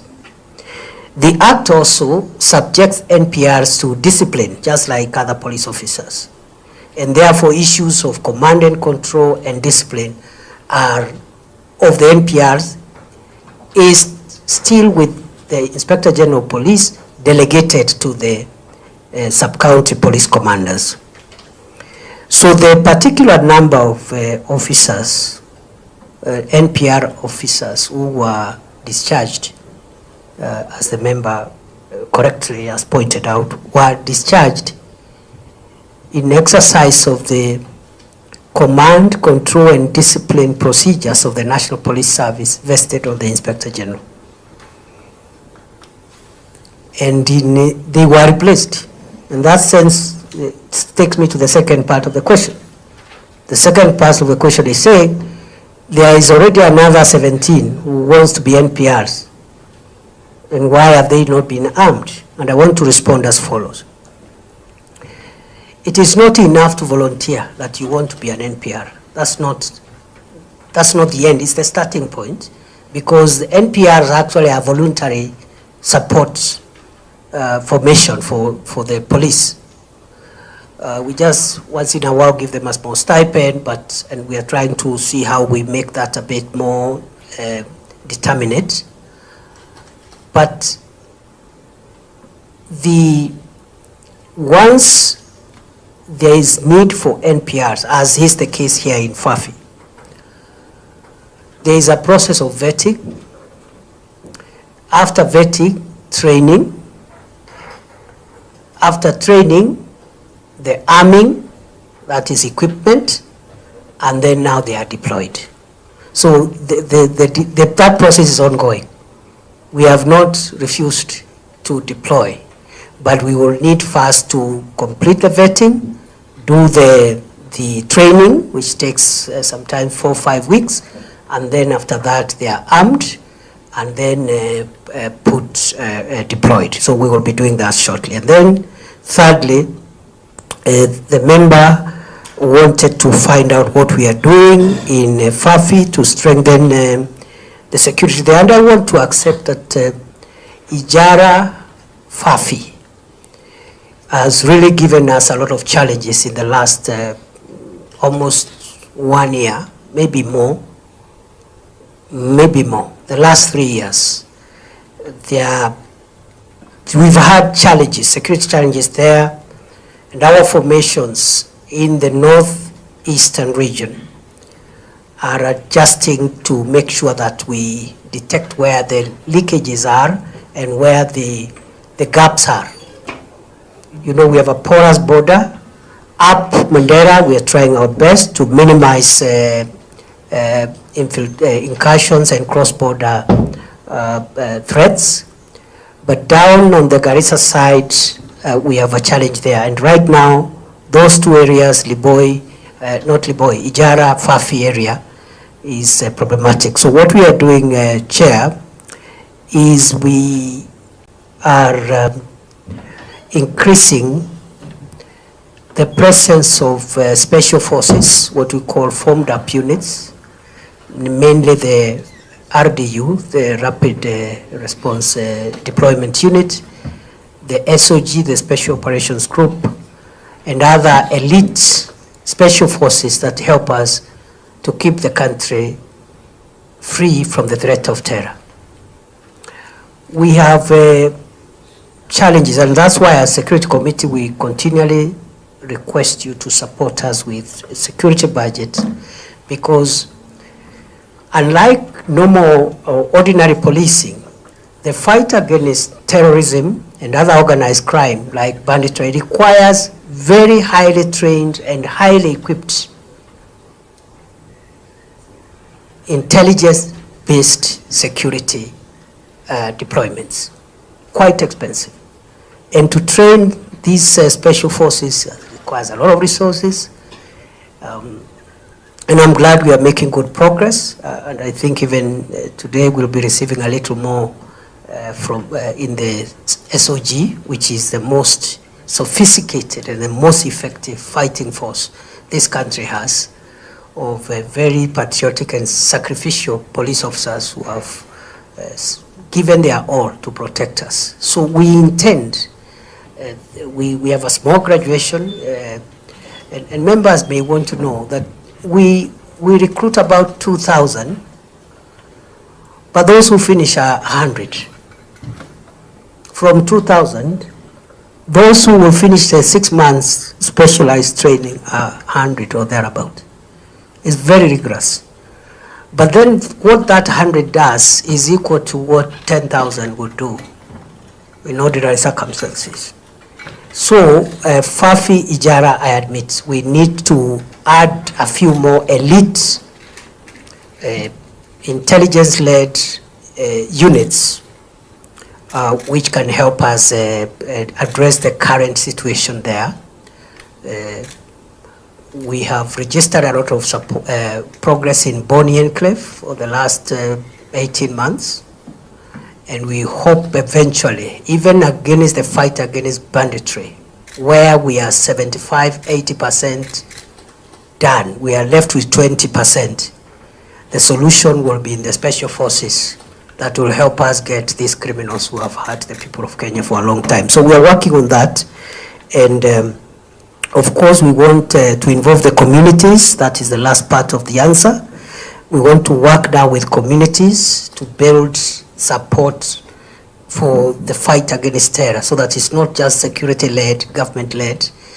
We want to involve communities. NPRs is one entry point, but we want also broader support from elders, and I think we are working on a program between the relevant agencies, National Police Service, National Intelligence Service, and the rest of us. We are trying to work on a program for a more community participatory counter-terrorism, and we should be, this problem, we should get rid of it in a permanent manner if we continue with the current measures we are taking. I submit.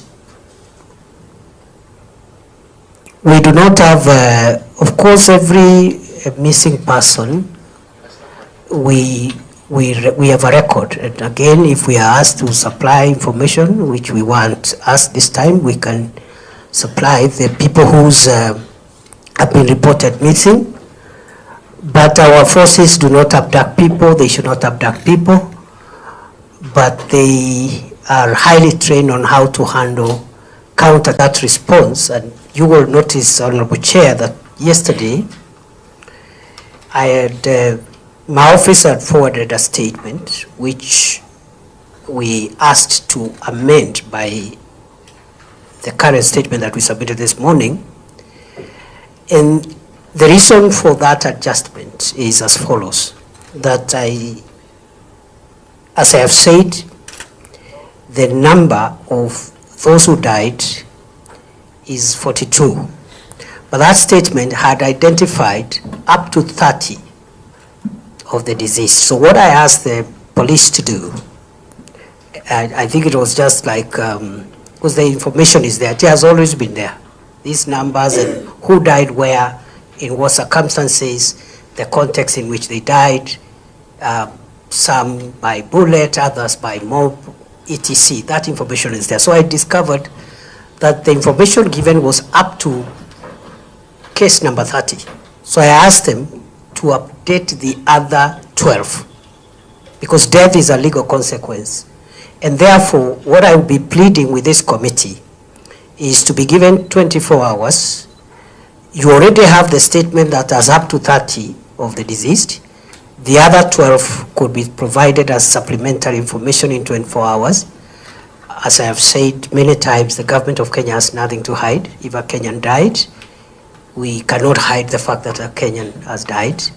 What we need to do is to find out the circumstances under which the Kenyan died and ensure that if there is culpability or culpability by any person, including a security official or a law enforcement agency, justice is served, because the law does not allow death outside what is permitted in law. To that extent, I agree the incompleteness of that response, and I beg for 24 hours to again supplement with a more detailed information that includes the last 12 of the cases that were not included in the list which I had forwarded already to the committee yesterday. Secondly, the member has talked about the policy. He believes that government has a policy on abductions, and I disagree with the member with a lot of respect. It is not true, because policy has to be stated, it has to be articulated. Policy cannot be, it's not nebulous, it's not abstract.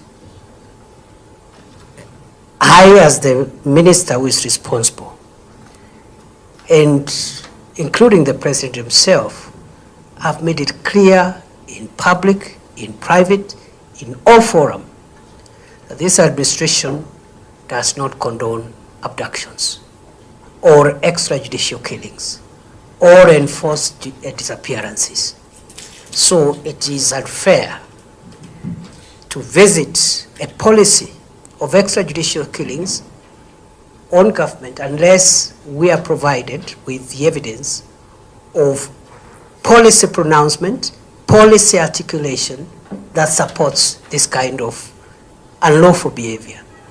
And going forward, I think the challenge we have, Chair, as a country, is just to make sure that anybody who breaks the law, even if they are law enforcement people, they are brought to account. And I think in the spirit of the national, the police and other security sector reforms which we have initiated, I want to promise Kenya that we will rein in on any excesses by law enforcement officials to use weapons that are bought with the taxes of the people of Kenya outside the law to harm the people of Kenya, to kill the people of Kenya, or even to arrest them in a manner that is inconsistent with the Constitution.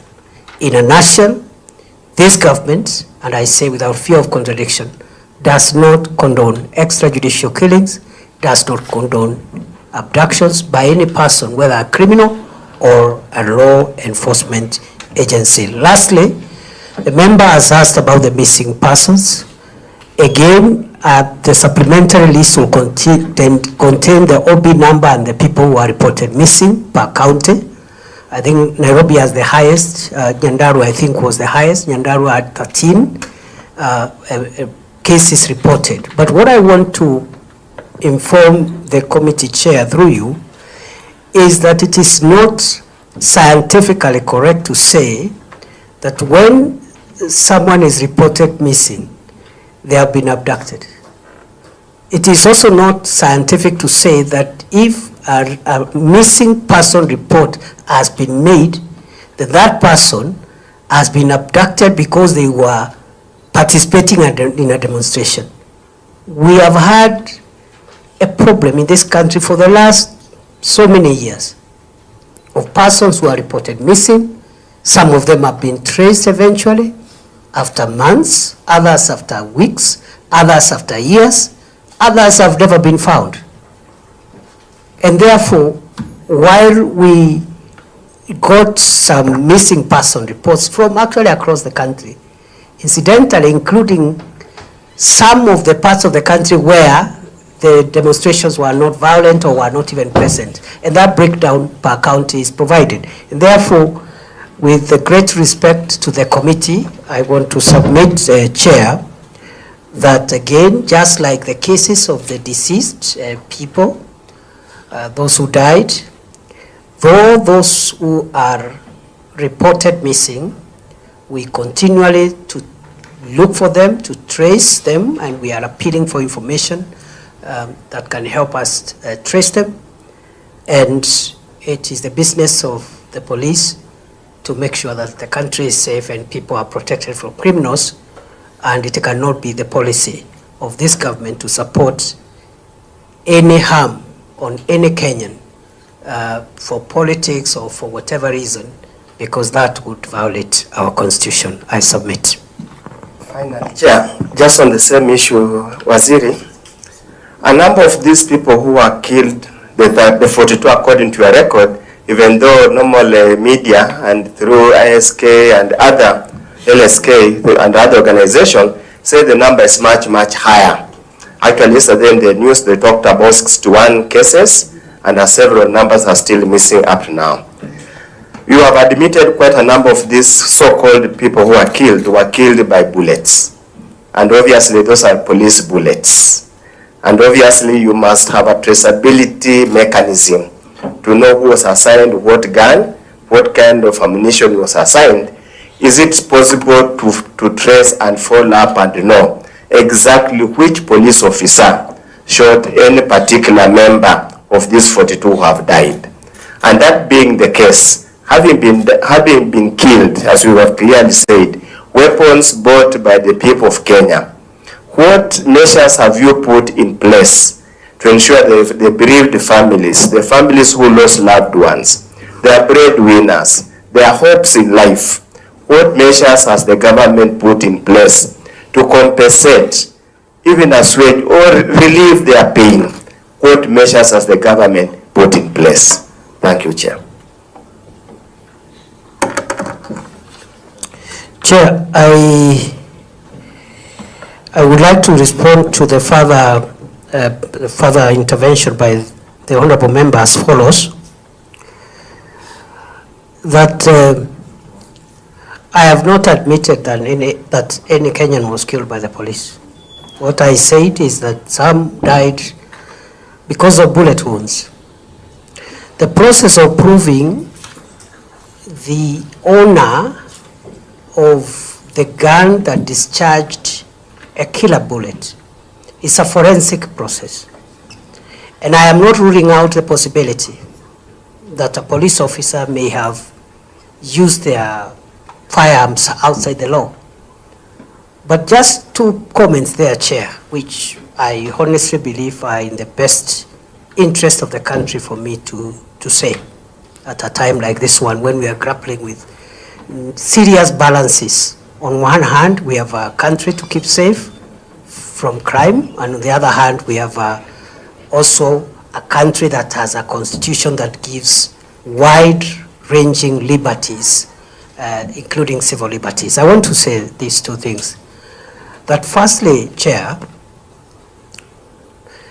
police are allowed to use lethal force Let's start from there. Police are allowed to use lethal force to kill, depending on the circumstances. There are parameters. Those firearms are supposed to neutralize dangerous criminals who pose danger either to the life of a police officer themselves or to the lives of the people. And I think that's a general principle. I am not trying to say that any of these cases fitted there. I'm just saying that the law allows the police to use lethal force. The question that the pursuit of justice must help us to answer is whether, if there is any police officer who used their weapon, whether that use was within the parameters permitted under the law. If they were not within the parameters, then that police officer must be held accountable. And I know I have been briefed, IPOA is already at an advanced stage of doing that investigations. It requires forensics. You can trace the bullet to a gun and the license, who owns that gun. The second point, and while I'm at that on the police use of force, I would like to, if you look at, for example, what happened in America on January 6, 2020, which, well, remotely could be similar to what we had, maybe not exactly, because those characters who came to Parliament were not coming for fun. Many of you members were there. They were not coming for fun. They were coming to burn down Parliament and kill people. Basically, they were not coming to demonstrate and ask for the finance bill not to be passed. They were coming to cause grave harm. In fact, 2 days after that event, after we frustrated the effort to burn down Parliament and kill members, we arrested a suspect at 4 a.m. outside Parliament carrying fuel, intending to go and raise down the premises of Parliament. So the action we took on that day, therefore, and I'm not preempting the investigations, some lives were lost in the process. But I wanted, again, to be fair to our democracy, to compare that with what happened in the US on January 6, 2020, the attack on Capitol Hill, which was actually an attack on American democracy, forced the Senate of the US to make certain decisions and use violence, including harming people, to make a political statement. Lives were lost in that country, but they have never discussed that matter. No media, no person has discussed the lives that were lost on Capitol Hill to protect the American democracy. So that contextualization is extremely important. And Chair, I will not pretend, as the country's security minister, I hold the very strong view that for this country to remain sustainable and for our democracy to function, we must, within the Constitution,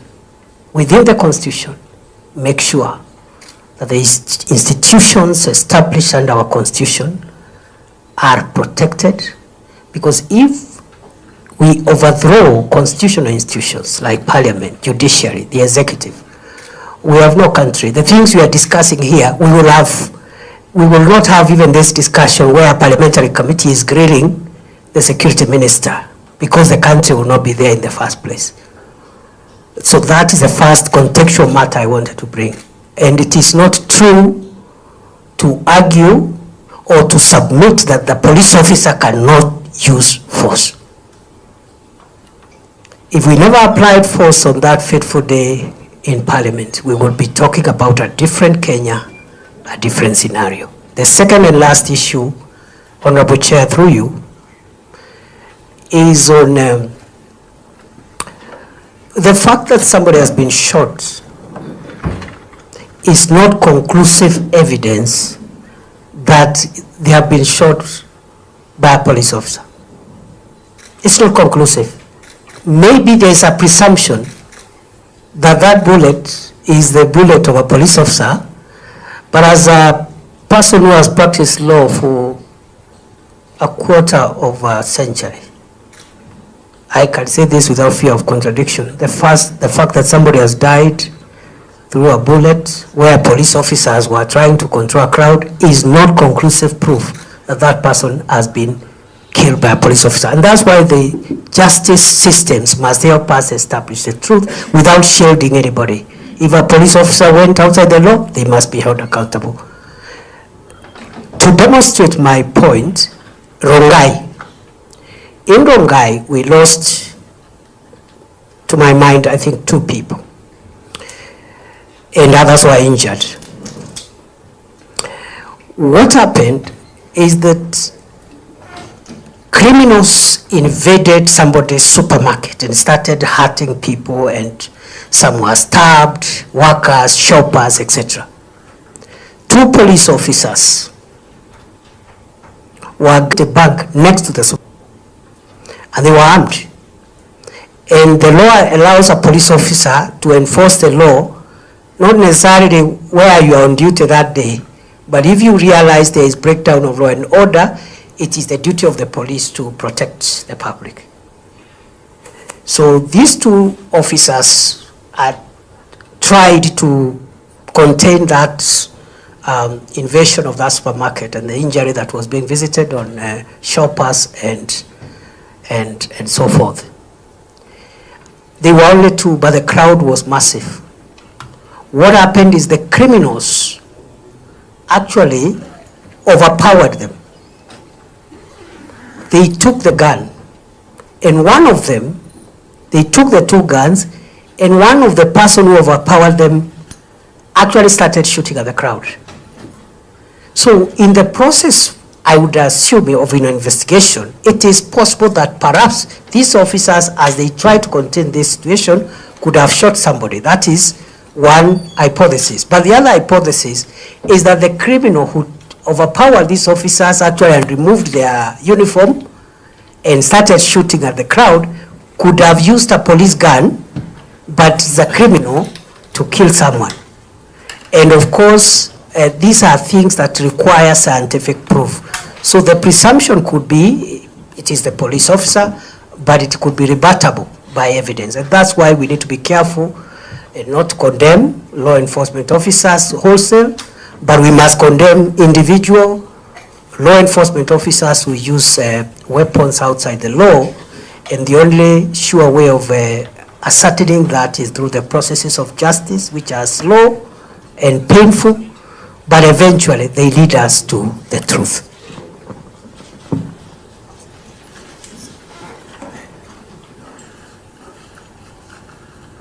You're done, Waziri? Yes, Chair, I submit. Yeah. And in some of the riots, there were private people with firearms. In some cases where we had huge crowds, there were people with firearms inside crowds.